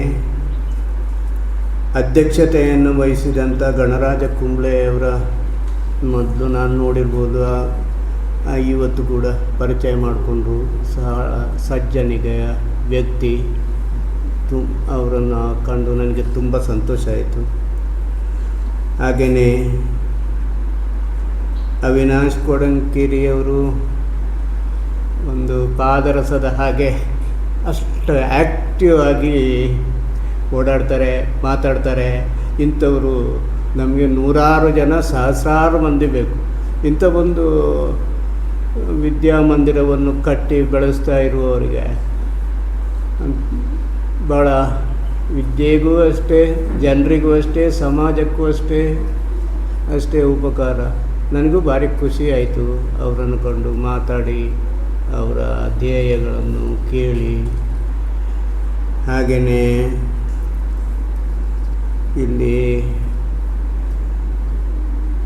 ಸ್ಟೇಜಿನಲ್ಲಿರುವಂಥ ಇನ್ನೊಬ್ಬರು ಸುಂದರ ಶೆಟ್ಟಿಯವರೇ, ಹಾಗೆ ಕುಮಾರ್ ಪೆರ್ನಾಜೆಯವರೇ, ಹಾಗೆ ಇಲ್ಲಿ ಬಂದಂತಹ ಮಾನೀಯರೇ, ಮಹಿಳೆಯರೇ. ನಾನು ಹೆಚ್ಚಾಗಿ ಭಾಷಣಕಾರನಲ್ಲ, ಆಯ್ತಲ್ಲ, ಒಂದಷ್ಟು ಸಂವಾದವನ್ನು ಮಾಡ್ಬೋದಷ್ಟೇ. ಈಗ ನಾನು ಈ ಭಾಷೆಯನ್ನು ಕಲ್ತದ್ದೇಗೆ, ಎಲ್ಲಿಂದ ಸ್ಟಾರ್ಟ್ ಆಯಿತು, ಈ ಥರ ಅಂತ ಹೇಳ್ತೇನೆ. ಮತ್ತು ಆಧ್ಯಾತ್ಮದ ಕಡೆಗೆ ಒಲವು ಇದ್ದವರು, ಆಧ್ಯಾತ್ಮ ಅಂದರೆ ಎಂಥದ್ದು, ನಮ್ಮ ಮೂಲ ಪುರುಷ ಯಾರು, ದೇವರು ಅಂದರೆ ಏನು, ಇದ್ರ ಬಗ್ಗೆ ನನಗೆ ಗೊತ್ತಿದ್ದ ಒಂದು 4 ಮಾತುಗಳನ್ನು ನಿಮ್ಮ ಎದುರು ಪ್ರಸ್ತುತಪಡಿಸಲಿಕ್ಕೆ ಇಷ್ಟಪಡ್ತಾ ಇದ್ದೇನೆ. ಹಾಗೆ ಹಿಂದಿ, ಸಂಸ್ಕೃತ ಮತ್ತು ಕನ್ನಡ ಈ 3 ಭಾಷೆಯಲ್ಲಿ MA ಮಾಡಿದ್ದೇನೆ ನಾನು. ಹಾಗೆಯೇ ನಮ್ಮ ಪ್ರಾಧ್ಯಾಪಕರಲ್ಲಿ ಕುಂದಾಪುರದವರೊಬ್ಬರು ಭಾಸ್ಕರ್ ಮಯ್ಯ ಅಂತಿದ್ರು, ಅವರು 4 ಸಬ್ಜೆಕ್ಟಲ್ಲಿ MA ಮಾಡಿದ್ದಾರೆ. ಹಾಗೆ ಈ ಧಾರವಾಡ ಯೂನಿವರ್ಸಿಟಿಯಲ್ಲಿ ಹಿಂದಿ HOD ಮೊದಲಿಯಾರು ಅಂತೇಳಿ, ಅವರು 9 ಸಬ್ಜೆಕ್ಟುಗಳಲ್ಲಿ MA ಮಾಡಿದ್ದಾರೆ. ಹಾಗೆ ಇವರು ಮಂಜೇಶ್ವರ ಗೋವಿಂದ ಪೈ ಅವರು, ಅವರಿಗೆ 22 ಭಾಷೆ ಬರ್ತಿತ್ತಂತೆ. ಹಾಗೆ ನಮ್ಮ ಇವರು ಕೊಡಂಕೇರಿಯವರು ಹೇಳಿದಾಗೆ ಮತ್ತು ಕಲ್ಲುರಾಯರು ಹೇಳುವಾಗೆ ನಮಗೆ ತುಂಬ ಭಾಷೆ ಬರ್ತದೆ. ಈಗ ಮಲಯಾಳಿ ಬರ್ತದೆ, ತುಳು ಬರ್ತದೆ, ಕೊಂಕಣಿ ಬರ್ತದೆ, ಮರಾಠಿ ಬರ್ತದೆ, ತುಂಬ ಭಾಷೆಗಳು ಬರ್ತದೆ. ಆದರೆ ಸಾಹಿತ್ಯ ಪರಿಚಯ ಇಲ್ಲ ಅಷ್ಟೇ, ಎಲ್ಲ ಬುದ್ಧಿವಂತರೂ ಆಗಿದ್ದಾರೆ. ಆದ್ದರಿಂದ ಇಲ್ಲಿ ಮೇನ್ ಏನು ಅಂತ ಹೇಳಿದ್ರೆ, ಹಿಂದಿಯ ಒಂದು ಕ್ಷೇತ್ರ ಅಂತ ಹೇಳಿದ್ರೆ ಇಡೀ ಉತ್ತರ ಭಾರತದಲ್ಲಿ ಹಿಂದಿ ಇದೆ. ಗುಜರಾತಲ್ಲಿ, ಉತ್ತರ ಭಾರತ, ಮಧ್ಯಪ್ರದೇಶ, ಮಹಾರಾಷ್ಟ್ರ ಎಲ್ಲ ಕಡೆಯೂ ಇದೆ. ಅದರ ವ್ಯಾಪ್ತಿ ದೊಡ್ಡದಿದೆ. ಹಾಗೆ ಕನ್ನಡ ಸ್ವಲ್ಪ ಅದರದ್ದು ವ್ಯಾಪ್ತಿಯನ್ನು ಕಡಿಮೆ ಇಲ್ಲ, ಕನ್ನಡದ್ದು ಕೂಡ. ಆ ಸಾಹಿತ್ಯ ತುಂಬ ಭಾರವೂ ಕೂಡ ಆಗಿದೆ. ಅದರಿಂದ ಹಿಂದಿಯಲ್ಲಿ ಸಾಹಿತ್ಯ ತುಂಬ ಇದೆ, ಆಯ್ತಲ್ಲ. ಕಥಾಗಾರ ಪ್ರೇಮಚಂದ್ ಅವರ ಮೊದಲಾದಂಥ ಕಥೆ ಬರೆದವರು, ಕವಿಗಳು, ಮಹಾಕವಿಗಳು ಹಿಂದಿಯಲ್ಲೇ ಇದ್ದಾರೆ. ಇನ್ನು ಸಂಸ್ಕೃತದಲ್ಲಿ ಕೇಳಿದರೆ ಕಾಳಿದಾಸ, ಅವನು ಮಹಾಕಾವ್ಯ, 2 ಮಹಾಕಾವ್ಯ ಬರೆದಿದ್ದಾನೆ, 2 ಖಂಡಕಾವ್ಯ ಬರೆದಿದ್ದಾನೆ. ಹಾಗೆ ನಾಟಕಗಳನ್ನು ಕೂಡ ಬರೆದಿದ್ದಾನೆ. ಅದು ಭಾಳ ಮುಖ್ಯವೂ ಆಗಿದೆ, ಪ್ರಸಿದ್ಧವೂ ಆಗಿದೆ. ಹಾಗೆ ಭಾಷಾ ನಾಟಕಗಳನ್ನು ಬರೆದಿದ್ದಾನೆ. ಸಮೃದ್ಧವಾಗಿದೆ ಸಂಸ್ಕೃತ. ಈ ಸಂಸ್ಕೃತದಿಂದ ಕೆಲವು ಕೊಡೋದು ಕೊಳ್ಳೋದು ಎಲ್ಲ ನಡೀತಾ ಇದ್ದು, ಈ ಕನ್ನಡದಲ್ಲಿ ಕೂಡ ಪಂಪ, ಹಳೆ ಕನ್ನಡ ಪಂಪ, ರನ್ನ, ಪೊನ್ನ ಅಂತ ಹೇಳ್ತಾರೆ. ಹಾಗೆಯೇ ನಡುಗನ್ನಡ ಅಂತ ಬರ್ತಾರೆ, ಹರಿಹರ, ರಾಘವಾಂಕ ಇವರೆಲ್ಲ. ಆಮೇಲೆ ಈಗ ಹೊಸ ಕನ್ನಡದಲ್ಲಿ ತುಂಬ ಜನ ಇದ್ದರು. ಈಗ ಬರೆಯುವರ ಸಂಖ್ಯೆ ಕಡಿಮೆ ಆಗಿದೆಯೋ, ಪ್ರಕಟ ಆಗೋದಿಲ್ವೋ ಎಂತ ಗೊತ್ತಿಲ್ಲ. ಎಲ್ಲ ಮೊಬೈಲಲ್ಲಿ ಸಿಗುತ್ತದೆ ಅಂತೇಳಿ ಯಾರು ಕಲಿಯೋದೇ ಇಲ್ಲ, ಪುಸ್ತಕ ಬರೆಯೋದೇ ಇಲ್ಲ. ಪುಸ್ತಕ ಬರೆದು ಕೊಟ್ಟರು ಕೂಡ ಅದನ್ನೇ ಓದೋದು ಕೂಡ ಇಲ್ಲ. ಹಾಗಿದ್ದಾಗ ಈ ಮೊಬೈಲ್ ಬಂದ ಮೇಲೆ ಸ್ವಲ್ಪ ಪುಸ್ತಕ ಓದೋದು ಕಡಿಮೆ ಆಗಿದೋ ಅಥವಾ ಓದಲಿಕ್ಕೆ ಟೈಮ್ ಇಲ್ವೋ ಏನೂ ಗೊತ್ತಾಗೋದಿಲ್ಲ. ನಾನು ಪುಸ್ತಕ ಬರೆದದ್ದಕ್ಕೆ ಅದಕ್ಕೂ ಒಂದು ಕಾರಣ ಇದೆ. ನಾನು ಪುಸ್ತಕ ಬರೆದು ಒಂದು 2-3 ವರ್ಷ ಮಾಡಿದ್ದಷ್ಟೇ. ಅದಕ್ಕೆ ಒಂದು ಕಾರಣ ಏನು ಅಂತ ಹೇಳಿದ್ರೆ, ನಮ್ಮ ಸ್ವಾಮೀಜಿಯವರೊಬ್ಬರು 78ನೇ ಸ್ವಾಮಿಗಳು, ಗೌಡಪಾದಾಚಾರ್ಯ ಅಂತೇಳಿ ಆಯಿತಲ್ಲ, ಅವರು ಈ ಮಾಂಡುಕ್ಯ ಉಪನಿಷತ್ತಿಗೆ 215 ಕಾರಿಕೆಗಳನ್ನು ಬರೆದಿದ್ದಾರೆ. 215 ಮಂತ್ರಗಳನ್ನು ಬರೆದಿದ್ದಾರೆ ಆಯಿತಲ್ಲ. ಅದು ಸಂಸ್ಕೃತದಲ್ಲಿವೆ. ನಮಗೆ ಕನ್ನಡದಲ್ಲಿಯೋ ಹಿಂದಿ ಅನುವಾದದಲ್ಲಿ ತಿಳ್ಕೊಳ್ಬೇಕು ಅಂತ ಆ ಪುಸ್ತಕ ಹುಡುಕಿ ನನಗೆ ಸಿಗಲಿಲ್ಲ ಆಯಿತಲ್ಲ. ನಾನು ಕಡೆಗೆ ಗೀತಾ ಪ್ರೆಸ್ ಗೋರಖ್ಪುರಿಂದ ಅವರ ಪುಸ್ತಕವನ್ನು ಅನುವಾದವನ್ನು ತರಿಸಿಕೊಂಡೆ ನಾನು ಆಯಿತಾ. ಅದು ಹಿಂದಿಯಲ್ಲಿ, ಸಂಸ್ಕೃತದಲ್ಲಿ ಭಾಷೆ ಇತ್ತು, ಹಿಂದಿಯಲ್ಲಿ ಭಾಷೆ ಇತ್ತು. ಅದನ್ನು ತಂದು ನಾನು ಮೊದಲಿಗೆ ಅದನ್ನು ಕನ್ನಡಕ್ಕೆ ಅನುವಾದ ಮಾಡಿದೆ. ಅದರಲ್ಲಿ ಏನು ಹೇಳ್ತದೆ ಅಷ್ಟನ್ನು ಮಾತ್ರ, ಅದರಲ್ಲಿ ಹೆಚ್ಚು ಇಲ್ಲ ಕಡಿಮೆ ಇಲ್ಲ, ನನ್ನ ವ್ಯಾಖ್ಯೆ ನನ್ನದು ಎಂಥದ್ದು ಇಲ್ಲ ಆಯಿತಲ್ಲ. ಅದಕ್ಕೆ ಯಾಕೆ ಮಹತ್ವ ಅಂತ ಹೇಳಿದ್ರೆ, ಗೌಡಪಾದಾಚಾರ್ಯರು ಯಾರು ಅಂತ ನಿಮಗೆ ಗೊತ್ತಿರ್ಬೋದು, ಶಂಕರಾಚಾರ್ಯರ ವಿಷಯ ನಿಮಗೆ ಗೊತ್ತಿರ್ಬೋದು. ಶಂಕರಾಚಾರ್ಯರ ಗುರುಗಳು ಗೋವಿಂದಪಾದರು ಅಂತ, ಗೋವಿಂದಪಾದರ ಗುರುಗಳು ಗೌಡಪಾದರು ಅಂತೇಳಿ. ಇದು ಎಲ್ಲ ಹಿಸ್ಟ್ರಿಯಲ್ಲಿಯೂ ಈ ಸಂಸ್ಕೃತ ಸಾಹಿತ್ಯದಲ್ಲಿ ಎಲ್ಲ ಕಡೆ ಪ್ರಸಿದ್ಧ ಆಗಿದೆ. 78ನೇ ಸ್ವಾಮಿ. ನನಗೆ ಅದನ್ನು ಕನ್ನಡದಲ್ಲಿ ಓದು ಅಂತ ಮನಸ್ಸಾಯಿತು, ಆಧ್ಯಾತ್ಮದ ವಿಷಯ ಉಪನಿಷತ್ತಲ್ಲಿ ಎಂತ ಬರೆದಿದ್ದಾರೆ ಅಂತ. ಆಮೇಲೆ ನಾನು ಆ ಪುಸ್ತಕವನ್ನು ಅಲ್ಲಿಂದ ತರಿಸಿಕೊಂಡು ಮೊದಲು ಅದನ್ನು ಅನುವಾದ ಮಾಡಲಿಕ್ಕೆ ಶುರು ಮಾಡಿದೆ. ಅನುವಾದ ಮಾಡಿ ಅದು ದೇವನಾಗರಿ ಲಿಪಿಯಲ್ಲಿರೋದು, ಅದನ್ನು ಕನ್ನಡ ಲಿಪಿಗೆ ತಗೊಂಬರ್ಬೇಕು ಆಯಿತಲ್ಲ. ಇದನ್ನು ಮಾಡುವಾಗ ಅಲ್ಲಿ ಒಂದು ಪ್ರೆಸ್ಸಿಗೆ, ಪುತ್ತೂರಿನ ಪ್ರೆಸ್ಸಲ್ಲಿ ಅವರು SSLC PUC ಎಷ್ಟೋ ಓದಿರ್ತಾರೆ ಅಥವಾ ಡಿಗ್ರಿ ಮಾಡಿರ್ತಾರೆ. ಅವರಿಗೆ ಹಿಂದಿ ಲಿಪಿ ಕನ್ನಡ ಲಿಪಿ ಮಾಡಿ ಎಷ್ಟು ಮಿಸ್ಟೇಕ್ಗಳನ್ನು ಮಾಡಿದ್ರು ಗೊತ್ತು. ಒಂದು 5-6-7 ಸರ್ತಿ ಪ್ರೂಫ್ ನೋಡಿದೆ ಮತ್ತು ಅದನ್ನು ಹೇಗೋ ಪ್ರಿಂಟ್ ಮಾಡಿ ಇದು ಮಾಡಿದೆ ನಾನು. ಇನ್ನು ಅದನ್ನು ಅಲ್ಲಿಯ ರಾಜೇಶ್ ಪ್ರೆಸ್ಸಿನವರು, ಪುತ್ತೂರಲ್ಲಿ ರಾಜೇಶ್ ಪ್ರೆಸ್ಸಿನ ರಘುನಾಥ್ ರಾಯರು ಅಂತಿದ್ದಾರೆ. ಹೇಗೆ ಎಂತ ಮಾಡಬೇಕು, ಅದನ್ನು ಹೇಗೆ ಬಿಡುಗಡೆ ಮಾಡಬೇಕಲ್ಲ, ಅದಕ್ಕೆ ಸಂಬಂಧಪಟ್ಟ ಸ್ವಾಮಿಗಳಾಗಬೇಕು. ಒಂದು ಶಂಕರಾಚಾರ್ಯರ ಮಠದವರಾಗಿರಬೇಕು, ಇಲ್ಲ ಗೌಡಪಾದಾಚಾರ್ಯ ಮಠದವರಾಗಿರಬೇಕು. ಹಾಗಂತ ಶಂಕರಾಚಾರ್ಯ ಇಲ್ಲಿ ನಮಗೆ ಹತ್ರ ಅಂದರೆ ಅವರು 4 ಮಠಗಳನ್ನು ಸ್ಥಾಪಿಸಿದ್ದಾರೆ ಶಂಕರಾಚಾರ್ಯ. ಪುರಿ, ಶೃಂಗೇರಿ, ಆಮೇಲೆ ಇನ್ನೊಂದು ದ್ವಾರಕ, ಮತ್ತೊಂದು ಜ್ಯೋತಿರ್ಮಠ ಅಥವಾ ಈ ಉತ್ತರಕ್ಕೆ ಇರುವಂಥದ್ದು ಮಠ. ಅವರು ಈಗ ಏನೋ ಸ್ವಲ್ಪ ಗಲಾಟೆ ಆಗ್ತಾ ಉಂಟಲ್ಲ, ಕಾಶಿಯಲ್ಲೆಲ್ಲೋ ಇದ್ದಾರೆ. ಹಾಗೆ ಶೃಂಗೇರಿ ಸ್ವಾಮಿಗಳ ಹತ್ರ ಹೋಗಿ ಗುರು ಕಾಣಿಕೆಲ್ಲ ಕೊಟ್ಟು ನಾನು ಪುಸ್ತಕ ಮನದಟ್ಟು ಮಾಡಿ ಅವರಿಂದ ಒಂದು ಸಂದೇಶ ಬರಬೇಕು ಅಂತ. ಹಾಗೆಯೇ ಇನ್ನೊಬ್ಬರು ಗೌಡಪಾದಾಚಾರ್ಯ ಮಠದ ಸ್ವಾಮಿಗಳೊಬ್ಬರಿದ್ದಾರೆ ಗೋವಾದಲ್ಲಿ. ಅಲ್ಲಿಗೆ ಹೋಗಿ ಅವರು ಯಾವಾಗ ಬರ್ತಾರೆ, ಯಾವಾಗ ಸಿಗ್ತಾರೆ, ಅವ್ರ ಹತ್ರ ಹೋಗಿ ಅವರನ್ನು ಕಂಡು ಅವರ ಆಶೀರ್ವಾದ ಪಡೆದು ಒಂದು ಸಂದೇಶ ಕಳಿಸಿ. ಮತ್ತು ಹೀಗಿರುವಾಗ ನಮ್ಮ ಈ ರಾಘವೇಶ್ವರ ಸ್ವಾಮೀಜಿಯವರು ಗೋಕರ್ಣದಲ್ಲಿದ್ದಾರೆ. ಅವ್ರ ಹತ್ರ ಹೋಗಿ ನಾನು ಒಂದು ಸಂದೇಶ ಕೊಡಿ ಅಂತ ಅವರಲ್ಲಿಗೆ ಹೋಗಬೇಕಿದ್ರೆ ಮೊದಲು ಅವರನ್ನು ಭೇಟಿಯಾದೆವು. ಎಲ್ಲಿ ಅವರ ಗುರಿಕಾರರು ಮಾಣಿ ಮಠದ ಮ್ಯಾನೇಜರ್ ಒಬ್ಬರು ಇದ್ದಾರೆ, ನಾರಾಯಣ ಭಟ್ರು ಅಂತ. ಅವರ ಮೂಲಕ ವಿಟ್ಲದಲ್ಲಿ ಹೋಗಿ ಮಾತಾಡಿ, ಸ್ವಾಮೀಜಿ ಅಲ್ಲಿ ಮಾತಾಡಿ ಈ ಪುಸ್ತಕ ಎಲ್ಲ ಕೊಟ್ಟು ಅವರಲ್ಲಿ ಹೇಳಿ ಆಯಿತು ಅಂತ ಹೇಳಿದರು. ಈ 3 ಕಡೆ ಹೋದದಲ್ಲಿ ನಾನು ಈ ಎರಡು ಕಡೆಯಿಂದ ನನಗೆ ಸಂದೇಶ ಎಂಥದ್ದು ಬರಲಿಲ್ಲ. ಕಾದು ಕಾದು ಸಾಕಾಯ್ತು ನನಗೆ. ರಾಘವೇಶ್ವರ ಶ್ರೀಗಳು ಎಂತ ಮಾಡಿದರು, 15 ದಿವಸದಲ್ಲಿ ಪೋಸ್ಟ್ನಲ್ಲಿ ನನಗೆ ಕಳಿಸಿಕೊಟ್ಟಿದ್ದಾರೆ ಅವರ ಸಂದೇಶ. ಹಾಗೆ ಆ ಪುಸ್ತಕದಲ್ಲಿ ಕೂಡ ನಾನು ಆ ಸಂದೇಶವನ್ನು ಪ್ರಕಟ ಮಾಡಿದ್ದೀನಿ.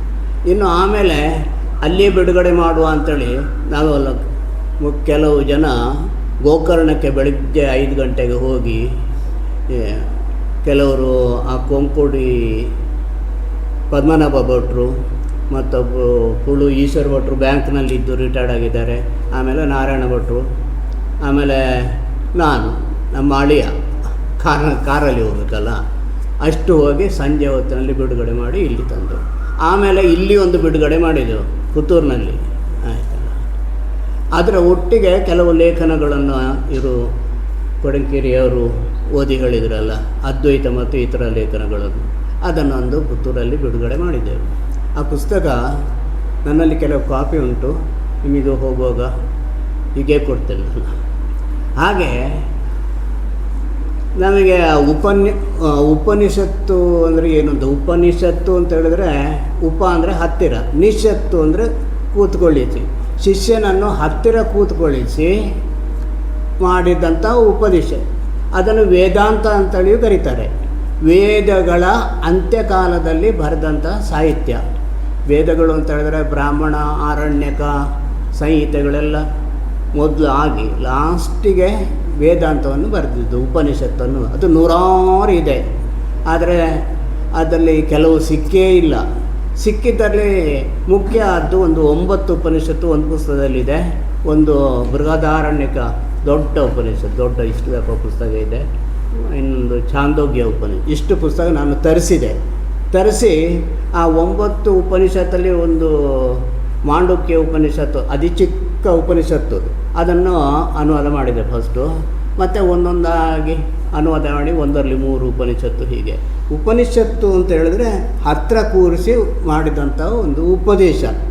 ಈ ಎಲ್ಲ ಉಪನಿಷತ್ತುಗಳಲ್ಲಿ ಏನಿದೆ ಅಂತ ಹೇಳಿದ್ರೆ, ಈ ಸೃಷ್ಟಿಕರ್ತ ಯಾರು, ದೇವರು ಯಾರು, ಮತ್ತು ನಾವು ಯಾರು, ಆಯಿತಲ್ಲ. ಅದರಲ್ಲಿ ಏನು ಸಾಧಾರಣ ಹೆಚ್ಚು ಕಡಿಮೆ ಎಲ್ಲ ಉಪನಿಷತ್ತುಗಳು ಹೇಳೋದು ಒಬ್ಬ ಸೃಷ್ಟಿಕರ್ತ.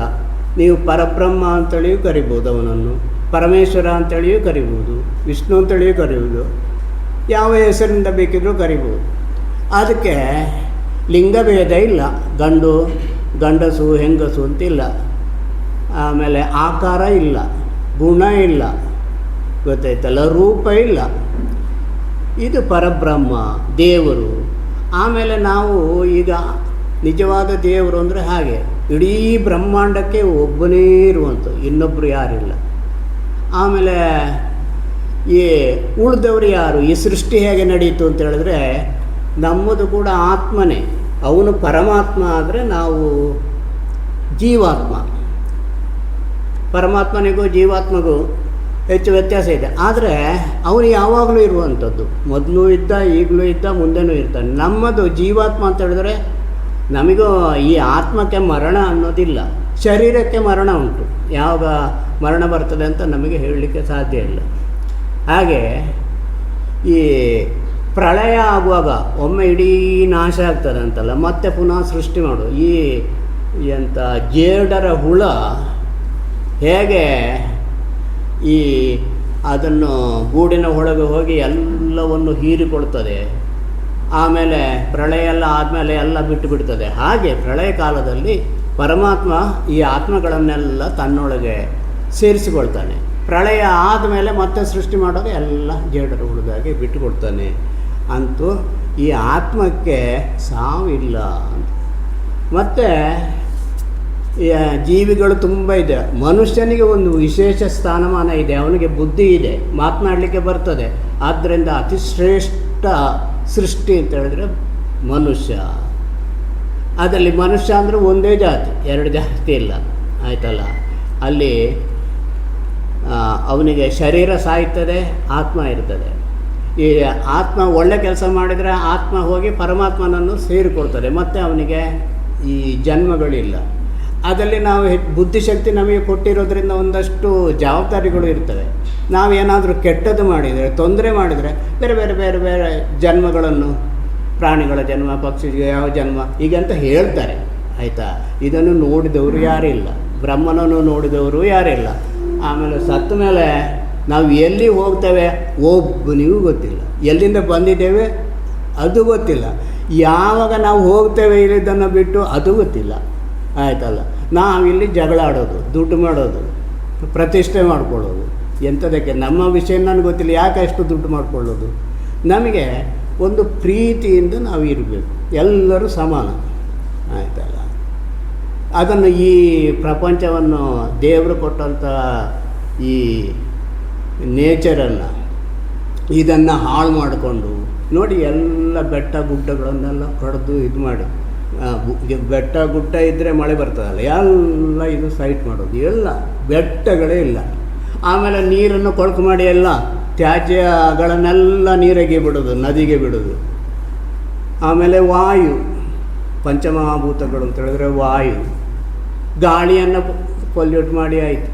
ಆಮೇಲೆ ಆಕಾಶ, ಈ ನೋಡಿ. ಆಮೇಲೆ ಈ ಶಬ್ದ ಅಂತ ಹೇಳಿದ್ರೆ ಇದಕ್ಕೆ ಪರಿಸರ ಶಬ್ದಕ್ಕೆ ಇದು ಪಡ ಈ ಎಂಥದ್ದು ಆ ದೊಡ್ಡ ಬ್ಯಾಂಡ್ ಎಲ್ಲ ಬರೀತಲ್ಲ, ಎಂಥ ಸೌಂಡು ಅಂತ ಹೇಳ್ತಾರೆ, ನಾಸಿಕ್ ಬ್ಯಾಂಡ್ ಅಲ್ಲ, DJ ಸೌಂಡು, ಡಬೋ ಡಬೋ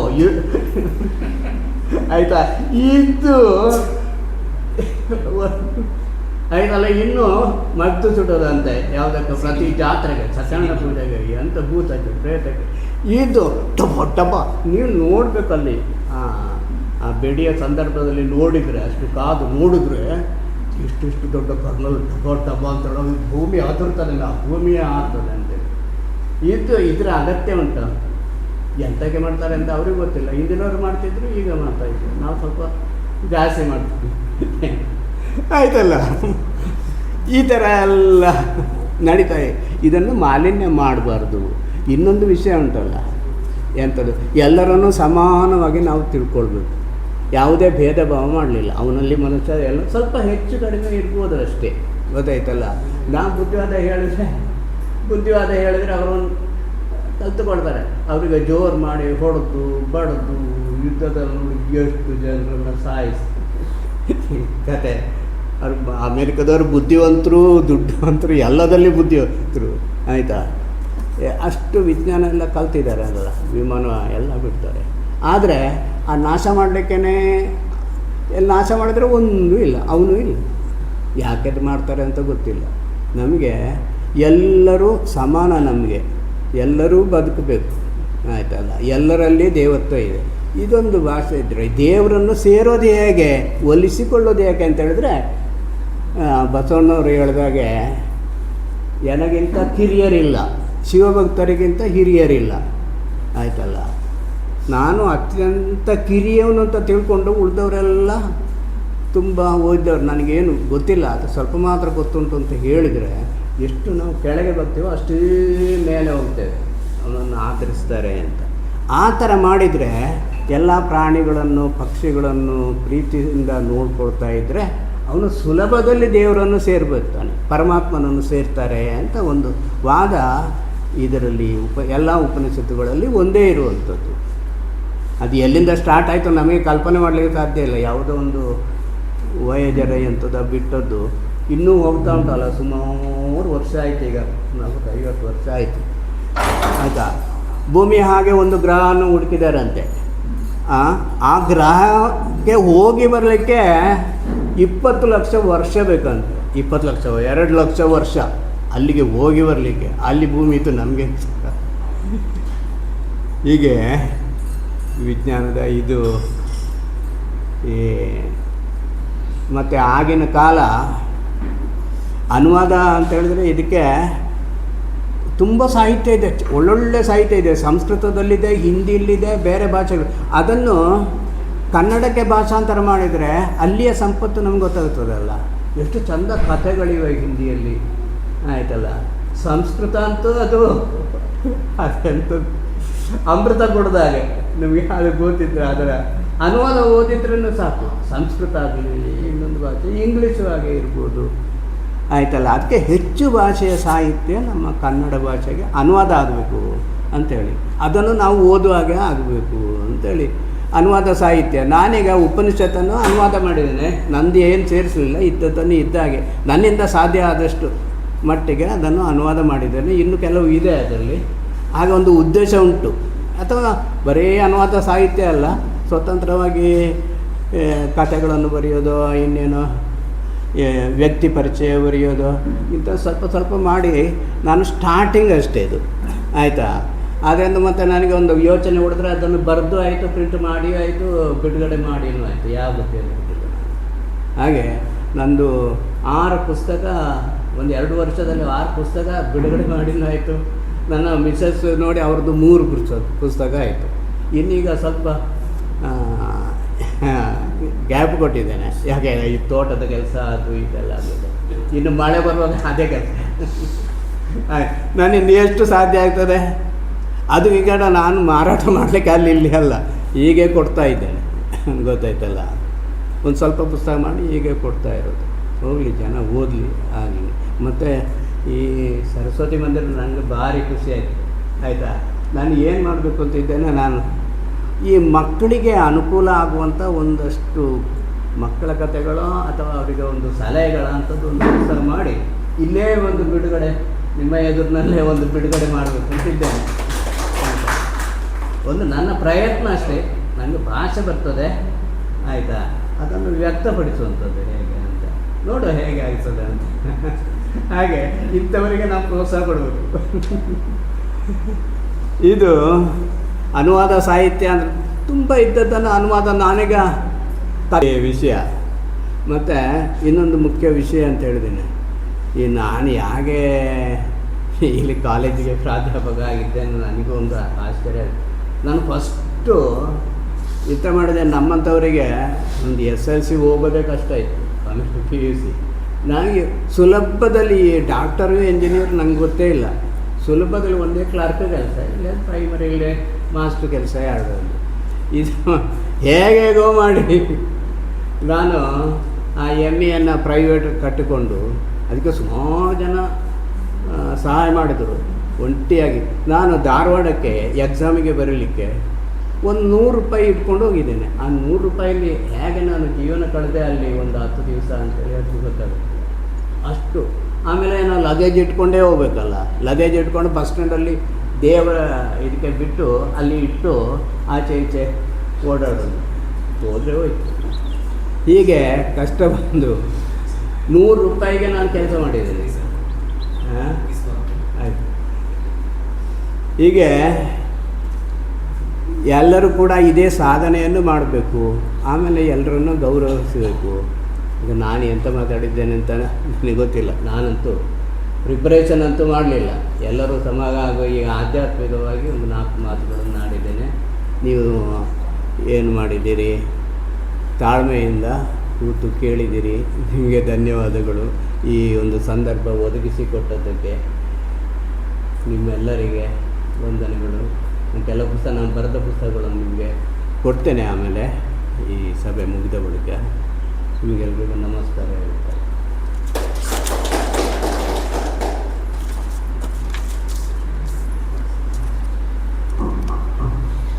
ನಿಮ್ಮ ಅನುಭವದ ನುಡಿಗಳಿಗೆ ಅನಂತ ಧನ್ಯವಾದಗಳನ್ನು ಹೇಳ್ತಾ, ಕಾರ್ಯಕ್ರಮದಲ್ಲಿ ಮುಂದಕ್ಕೆ ಅಧ್ಯಕ್ಷರ ಭಾಷಣ ಶ್ರೀ ಗಣರಾಜ ಕುಂಬ್ಳೆ ಇವರಿಂದ.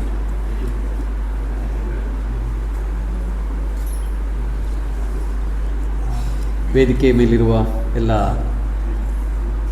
ಸ್ನೇಹಿತರೆ, ಪ್ರೀತಿಯ ಭಾರತೀಯ ಸಾಹಿತ್ಯಾಸಕ್ತ ಬಂಧುಗಳೇ,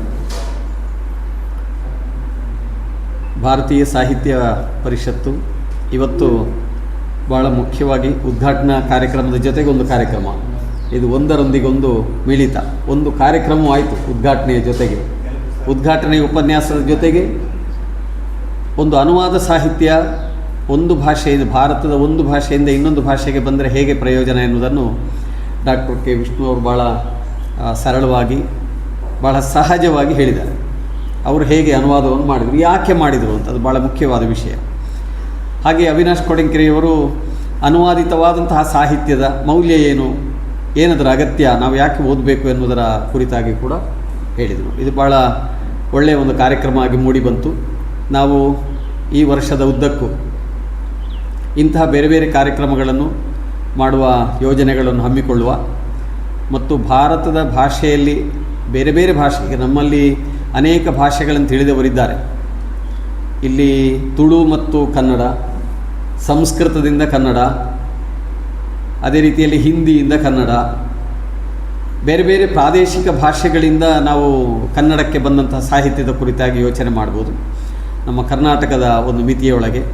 ಮತ್ತು ವೈವಿಧ್ಯಪೂರ್ಣವಾದ ಸಾಹಿತ್ಯ, ಅದರಲ್ಲಿಯೂ ಭಾರತದ ಪ್ರಾಚೀನ ಸಾಹಿತ್ಯಗಳೆಲ್ಲ ಸ್ವಲ್ಪ ಅಧ್ಯಾತ್ಮ ಮತ್ತು ಜೀವನ ಕೌಶಲ ಅಥವಾ ಜೀವನ ಧರ್ಮ ಇದರ ಬಗ್ಗೆ ಹೆಚ್ಚು ತಿಳಿಸಿಕೊಡ್ತೇವೆ. ನಾವು ಯಾಕೆ ಬದುಕಬೇಕು, ಹೇಗೆ ಬದುಕಬೇಕು ಎಂಬಿತ್ಯಾದಿ ವಿಷಯಗಳ ಕುರಿತು ತುಂಬ ಗಮನ ವಹಿಸಿ ಆ ಸಾಹಿತ್ಯ ಕೆಲಸ ಮಾಡ್ತದೆ. ಪಂಪ ಒಂದು ಮಾತು ಹೇಳ್ತಾನೆ ನೋಡಿ, ಅವನು ಬೆಳಗುವನಿಲ್ಲಿ ಲೌಕಿಕಮಂ ಅಲ್ಲಿ ಜಿನಾಗಮಂ ಅಂತ.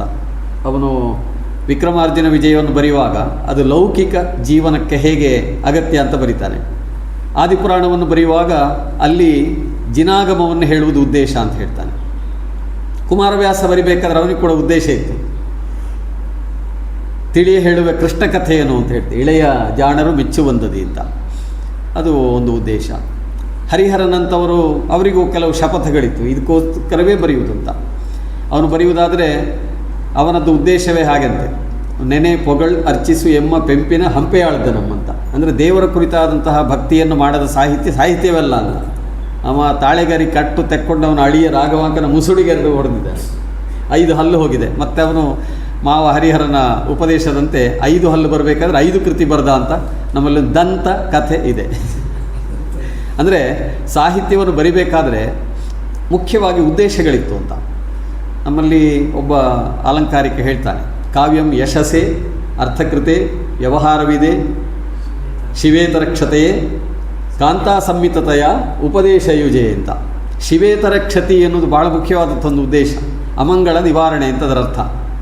ನಮ್ಮ ದೇಶದಲ್ಲಿ ಹಣಕ್ಕೆ ಬರೆಯುವವರು, ಕೀರ್ತಿಗೆ ಬರೆಯುವವರು ಇತ್ಯಾದಿಗಳೆಲ್ಲ ಬೇರೆ ಬೇರೆ ಜನ ಇದ್ದಾರೆ. ಉಪದೇಶ ಮಾಡಲಿಕ್ಕೇ ಬರೆಯುವವರು ಕೂಡ ಇದ್ದಾರೆ.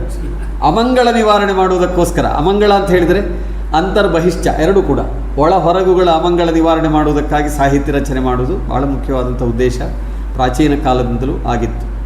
ವೈದಿಕ ಸಾಹಿತ್ಯದಿಂದ ತೊಡಗಿ ವೇದಾಂತದವರೆಗೆ ಇವತ್ತು ನಾವು ಒಂದಷ್ಟು ವಿಷಯಗಳನ್ನು ಇಲ್ಲಿ ಒಟ್ಟು ಸೇರಿಸಿ ಮಾತಾಡಿಕೊಂಡೆವು. ಎಲ್ಲವೂ ಕೂಡ ನಮ್ಮ ಮನಸ್ಸಿನಲ್ಲಿ ಇರಲಿ ಮತ್ತು ಇದೊಂದು ರೀತಿಯ ಮುನ್ನುಡಿಯ ರೂಪದಲ್ಲಿರಲಿ. ಈ ವರ್ಷ ನಡೆಸುವೆಲ್ಲ ಕಾರ್ಯಕ್ರಮಗಳಿಗೆ ಅದೊಂದು ಬುನಾದಿಯಾಗಿ ಕೆಲಸ ಮಾಡಲಿ ಅಂತ ಹೇಳ್ತಾ, ಇವತ್ತಿನ ಈ ಕಾರ್ಯಕ್ರಮ ಅಚ್ಚುಕಟ್ಟಾಗಿ ನೆರವೇರಲಿಕ್ಕೆ ಕಾರಣರಾದ ಮುಖ್ಯವಾಗಿ ಸರಸ್ವತಿ ವಿದ್ಯಾಮಂದಿರದ 3 ವಿಷಯಗಳಲ್ಲಿ MA ಮಾಡಿದ ಅಲ್ವಾ? ಎರಡು ವಿಷಯ, ಸಂಸ್ಕೃತ ಮತ್ತು ಇಂಗ್ಲೀಷು. ನೋಡಿ, ಅವರು ಕೆಲವರ ಬಗ್ಗೆ ಹೇಳಿದರು. PV ನರಸಿಂಹರಾಯರು 13 ಭಾಷೆಯಲ್ಲಿ ಇದು ಸ್ನಾತಕೋತ್ತರ ಅಧ್ಯಯನ ಮಾಡಿದ್ದಾರಂತೆ. ಗೋವಿಂದ ಪೈ ಅವರು ಹೇಳಿದಾಗಿ 22-24 ಭಾಷೆಗಳಲ್ಲಿ ಅವರು ಕಲ್ತವರು. ಅಧ್ಯಯನಶೀಲತೆ ಎನ್ನುವುದು ಭಾಳ ಮುಖ್ಯವಾದ್ದು ನಮ್ಮ ದೇಶದಲ್ಲಿ, ಒಳ್ಳೆಯ ಒಂದು ಗುಣ ಅದು. ನಾನು ಹಿಂದಿ ವಿಶಾರದ ಮಾಡಿದ್ದೇನೆ ಸರ್, ಹಿಂದಿ MA ಅಲ್ಲ, ಹಿಂದಿ ವಿಶಾರದ. ಸಂಸ್ಕೃತ ಕೋವಿದ ಆಗಿದೆ ನನಗೆ ಪರೀಕ್ಷೆ, 5 ಪರೀಕ್ಷೆ ಬರೆದಿದ್ದೇನೆ. ಸುಮ್ಮನೆ ಒಂದು ಕಲಿಯುವ ಹುಚ್ಚಿತ್ತು ಹಿಂದೆ. ಮತ್ತು ಇಂಗ್ಲೀಷು ಮತ್ತು ಈ ಥರ ಮಲಯಾಳ ಇತ್ಯಾದಿ ಭಾಷೆಗಳ ಬಗ್ಗೆ ನನಗೆ ಸ್ವಲ್ಪ ಬಳಕೆ ಇದೆ. ಮತ್ತು ಆಗ ನಮ್ಮ ಶ್ರೀಪತಿ ಕಲ್ಯಾಣ ಸರ್ ಒಂದು ಮಾತು ಹೇಳಿದರು, ನಮ್ಮವರಿಗೆ, ಈ ದಕ್ಷಿಣ ಕನ್ನಡ ಜಿಲ್ಲೆಯವರಿಗೆ, ಕಾಸರಗೋಡಿನವರಿಗೆ ಭಾಷೆ ಎನ್ನುವುದೊಂದು ಆಟಿಕೆಯ ವಸ್ತುವಿನ ಹಾಗೆ. ಒಂದು 6-7 ಭಾಷೆ ಮಾತಾಡಲಿಕ್ಕೆ ನಾವೆಲ್ಲಿ ಹೆದರ್ಲಿಕ್ಕಿಲ್ಲ. ಕನ್ಯಾಕುಮಾರಿಯಲ್ಲೊಮ್ಮೆ ಮಕ್ಕಳ ಟ್ರಿಪ್ ಕರ್ಕೊಂಡು ಹೋದಾಗ ಒಂದು ದೊಡ್ಡ ಲಡಾಯಿ ಆಗಿತ್ತು ಸಂತೆಯವರೊಟ್ಟಿಗೆ. ನಾನು ನನ್ನ ಪೊಟ್ಟು ಮಲಯಾಳದಲ್ಲಿ ಸುಧಾರಿಸಿ ಜಗಳ ಬಿಡಿಸಿದ್ದೇನೆ, ನನಗೆ ಗೊತ್ತಿರುವ ಮಲಯಾಳದಲ್ಲಿ. ನಾನೇನು ಮಲಯಾಳದಲ್ಲಿ ಭಾಳ ಪರಿಣತ ಅಲ್ಲ, ಅದು ನನಗೆ ಕುಂಬಳೆಯಲ್ಲಿದ್ದ ಕಾರಣ ಹೌದು, ಒಂದು ಬದಿಯಲ್ಲಿ ಮಲಯಾಳಿಗರು, ಇನ್ನೊಂದು ಬದಿಯಲ್ಲಿ ತಮಿಳರು, ಆಚೆ ಬದಿಯಲ್ಲಿ ಕೊಂಕಣಿಗರು, ಹಿಂದಿನ ಬದಿಯಲ್ಲಿ ತುಳುವರು, ಹೀಗಿತ್ತು ನಮ್ಮೊಂದು ಭಾಷಾ ಪರಿವೇಶ ಅಂತ ಹೇಳಿದರೆ. ಮತ್ತು ಮನೆ ಮಾತು ಕನ್ನಡ, ಇಷ್ಟರೊಟ್ಟಿಗೆ ಸುಧಾರಣೆ ಮಾಡಲಿಕ್ಕೆ ಆಗ್ತದೆ. ಭಾಷೆ ಗೊತ್ತಿದ್ದಷ್ಟು ಲಾಭ ಉಂಟು. ಒಂದು ಭಾಷೆ ಅಂದರೆ ಒಂದು ಬದುಕಿನ ಇಡೀ ಮೌಲ್ಯ, ಒಂದು ಸಾರದ ಅಭಿವ್ಯಕ್ತಿ ಅಂತ ಹೇಳ್ತಾರೆ. ಆಗ ಸರ್ ಹೇಳಿದರೆ ಅಭಿವ್ಯಕ್ತಿ ಮಾಡಲಿಕ್ಕಿರುವಂಥ ಒಂದು ಸಂವಹನದ ಮಾಧ್ಯಮ ಭಾಷೆ ಎನ್ನುವುದು. ಅದು ಒಳ್ಳೆಯ ಒಂದು ವಸ್ತು, ಅದನ್ನು ನಾವು ಹೆಚ್ಚು ಬಳಸಿಕೊಳ್ಳುವ. ಭಾರತದಂತಹ ಸಹಸ್ರಾರು ಭಾಷೆಗಳು, 2000ಕ್ಕಿಂತ ಹೆಚ್ಚು ಭಾಷೆಗಳಿದ್ದಂಥ ಒಂದು ನಾಡಿನಲ್ಲಿ ಇವತ್ತು ಉಳಿದಿರುವ ಭಾಷೆ ಕೆಲವು. ಅದರಲ್ಲಿ ಕೂಡ ಸಂಸ್ಕೃತವನ್ನು ಯಾರು ಮಾತನಾಡುವುದಿಲ್ಲ ಎನ್ನುವ ಬೇಸರದಿಂದ, ಅದನ್ನು ಇನ್ನು ಕೆಲವರು ಆಗ್ರಹದಿಂದ ಅದನ್ನು ಡೆಡ್ ಲ್ಯಾಂಗ್ವೇಜ್ ಅಂತ ಹೇಳಿದ್ದಾರೆ. ಮಾತಾಡದಿದ್ದರೆ ಮೃತ ಭಾಷೆ ಆಗ್ತದೆ. ಕನ್ನಡಕ್ಕೂ ಇದೇ ಅಪಾಯ ಬರದಿರಲಿ ಅಂತ ಹೇಳ್ತಾ, ನಾವು ಅಖಿಲ ಭಾರತೀಯ ಸಾಹಿತ್ಯ ಪರಿಷತ್ತಿನ ಮೂಲಕ ಸಾಹಿತ್ಯದ ಕೆಲಸವನ್ನು, ಸಾಹಿತ್ಯದ ಸೇವೆಯನ್ನು ಯಥಾಸಾಧ್ಯ ಮಾಡುವ ಅಂತ ಹೇಳಿ ನನ್ನ ಮಾತುಗಳನ್ನು ಮುಗಿಸ್ತೇನೆ. ನಮಸ್ತೆ. ಧನ್ಯವಾದಗಳು. ಮುಂದಕ್ಕೆ ಧನ್ಯವಾದ ಸಮರ್ಪಣೆ ಶ್ರೀಮಾನ್ ವಿಶ್ವನಾಥ್ ಕುಲಾಲ್ ಇವರಿಂದ.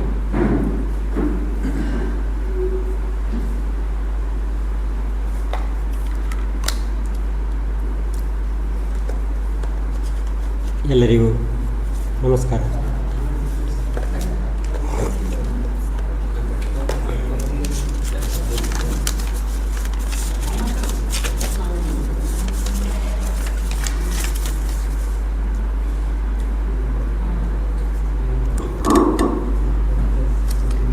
ಚಿಗುರು ಚೈತ್ರದ ಹೂಬನವರಳಿದೆ, ಎಲ್ಲೆಡೆ ನಲಿವಿನ ನಂದನವು, ಖಗಗಳು ಎಲ್ಲವೂ ಕಿಲಕಿಲವೆಂದಿದೆ, ಪುಳಕದಿ ಮಿನ್ನಿದೆ ಮನಮನವು. ಯುಗಾದಿಯ ಈ ಶುಭ ಸಂದರ್ಭದಲ್ಲಿ, ಯುಗಾದಿಯ ನೆಪದಲ್ಲಿ ಅಖಿಲ ಭಾರತ ಸಾಹಿತ್ಯ ಪರಿಷತ್ ಕರ್ನಾಟಕ ಅದರ ಪುತ್ತೂರು ತಾಲೂಕು ಸಮಿತಿಯ ಆಶ್ರಯದಲ್ಲಿ ನಡೆದಂತಹ ಇಂದಿನ ನೂತನ ವರ್ಷದ ಕಾರ್ಯಕ್ರಮಗಳ ಉದ್ಘಾಟನೆ ಮತ್ತು ಯುಗಾದಿ ಪ್ರಯುಕ್ತ ವಿಶೇಷ ಕಾರ್ಯಕ್ರಮದ ಅಧ್ಯಕ್ಷತೆಯನ್ನು ವಹಿಸಿದಂತಹ ಶ್ರೀ ಹಿರಿಯ ಸಾಹಿತಿಗಳು ಹಾಗೂ ನಿವೃತ್ತ ಪ್ರಾಂಶುಪಾಲರಾದಂತಹ ಶ್ರೀ ಗಣರಾಜ ಕುಂಬ್ಳೆ ಅವರಿಗೆ ನಿಮ್ಮೆಲ್ಲರ ಪರವಾಗಿ ಹಾಗೂ ಅಖಿಲ ಭಾರತ ಸಾಹಿತ್ಯ ಪರಿಷತ್ ಪರವಾಗಿ ಹೃತ್ಪೂರ್ವಕ ಧನ್ಯವಾದಗಳು.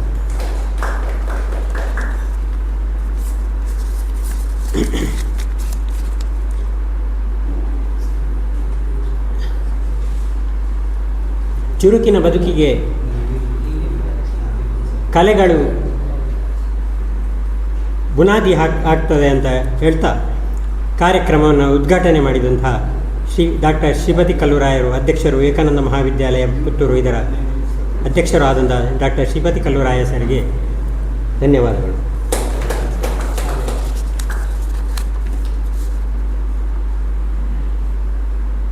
ಡಾಕ್ಟರ್ ಕೆ ವಿಷ್ಣು ಅವರ ಕೃತಿಗಳ ಬಗ್ಗೆ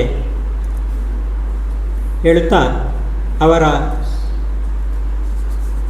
ಜ್ಞಾನ ಪರಂಪರೆಯನ್ನು ಚೆನ್ನಾಗಿ ವಿವರಿಸಿ ಇಂದಿನ ವಿಶೇಷ ಉಪನ್ಯಾಸವನ್ನು ನೀಡಿದಂತಹ ನಮಗೆ ಈ ಕಾರ್ಯಕ್ರಮಕ್ಕೆ ನೆಲೆಯನ್ನು ಒದಗಿಸಿ ಆ ನೆಲೆಯಲ್ಲಿಯೂ ಮಾತನಾಡಿದಂತಹ ಶ್ರೀ ಅವಿನಾಶ್ ಕೊಡಂಕೆರೆ ಅವರಿಗೆ, ಅಧ್ಯಕ್ಷರು ಸರಸ್ವತಿ ವಿದ್ಯಾಮಂದಿರ ನರಿಮುಗರು, ಇದರ ಅಧ್ಯಕ್ಷರಾದಂತಹ ಶ್ರೀ ಅವಿನಾಶ್ ಕೊಡಂಕೆರೆ ಅವರಿಗೆ ನಿಮ್ಮೆಲ್ಲರ ಪರವಾಗಿ ಹಾಗೂ ಅಖಿಲ ಭಾರತ ಸಾಹಿತ್ಯ ಪರಿಷತ್ ಪರವಾಗಿ ಹೃತ್ಪೂರ್ವಕ ಧನ್ಯವಾದಗಳು. ಗೌರವ ಉಪಸ್ಥಿತಿಯಲ್ಲಿರುವಂತಹ ವಿಭಾಗ ಪ್ರಮುಖರಾದಂತಹ ಅಖಿಲ ಭಾರತ ಸಾಹಿತ್ಯ ಪರಿಷತ್ತಿನ ವಿಭಾಗ ಪ್ರಮುಖರಾದಂತಹ ಶ್ರೀ ಸುಂದರ ಶೆಟ್ಟಿ ಅವರಿಗೂ ನಿಮ್ಮೆಲ್ಲರ ಪರವಾಗಿ ಹೃತ್ಪೂರ್ವಕ ಧನ್ಯವಾದಗಳು. ಕಾರ್ಯಕ್ರಮಕ್ಕೆ ಆಗಮಿಸಿದಂತಹ ಎಲ್ಲ ಸಹೃದಯ ಬಂಧುಗಳಿಗೆ, ಅದೇ ರೀತಿ ಮುಖ್ಯ ಅಭ್ಯಾಗತರಾಗಿ ಆಗಮಿಸಿ ಅವರ ಬದುಕಿನ ಬಗ್ಗೆ, ಅವರ ಭಾಷೆ ಕಲಿಕೆಯ ಬಗ್ಗೆ ಹಿಂದಿನ ನೆನಪುಗಳನ್ನು ಹಂಚಿಕೊಂಡಂತಹ ಡಾಕ್ಟರ್ ಕೆ ವಿಷ್ಣು ಅವರಿಗೆ, ಹಿರಿಯ ಸಾಹಿತಿಗಳು, ನಿವೃತ್ತ ಅಧ್ಯಾಪಕರಾದ ಡಾಕ್ಟರ್ ಕೆ ವಿಷ್ಣು ಅವರಿಗೆ ನಿಮ್ಮೆಲ್ಲರ ಪರವಾಗಿ ಹೃತ್ಪೂರ್ವಕ ಧನ್ಯವಾದಗಳು. ಹಾಗೂ ಇರದಂತಹ ಎಲ್ಲ ಸಹೃದಯರಿಗೆ ಹೃತ್ಪೂರ್ವಕ ಧನ್ಯವಾದಗಳು. ಶ್ರೀಮಾನ್, ನಿಮಗೂ ಅನಂತ ಧನ್ಯವಾದಗಳು. ಮುಂದಕ್ಕೆ ನಾವು ಶಾಂತಿ ಮಂತ್ರದೊಂದಿಗೆ ಕಾರ್ಯಕ್ರಮವನ್ನು ಮುಕ್ತಾಯ ಮಾಡ್ತಾ ಇದ್ದೇವೆ. ದಯವಿಟ್ಟು ನವೀನ್ ಕೃಷ್ಣ ಅವರು ವೇದಿಕೆಗೆ ಬಂದು ಶಾಂತಿ ಮಂತ್ರವನ್ನು ನೆರವೇರಿಸಿಕೊಡಬೇಕು. ಓಂ ಸರ್ವೇ ಭವಂತು ಸುಖಿನಃ, ಸರ್ವೇ ಸಂತು ನಿರಾಮಯಾಃ, ಸರ್ವೇ ಭದ್ರಾಣಿ ಪಶ್ಯಂತು, ಮಾ ಕಶ್ಚಿತ್ ದುಃಖಭಾಗ್ ಭವೇತ್. ಓಂ ಶಾಂತಿ ಶಾಂತಿ ಶಾಂತಿ. ಹರಿ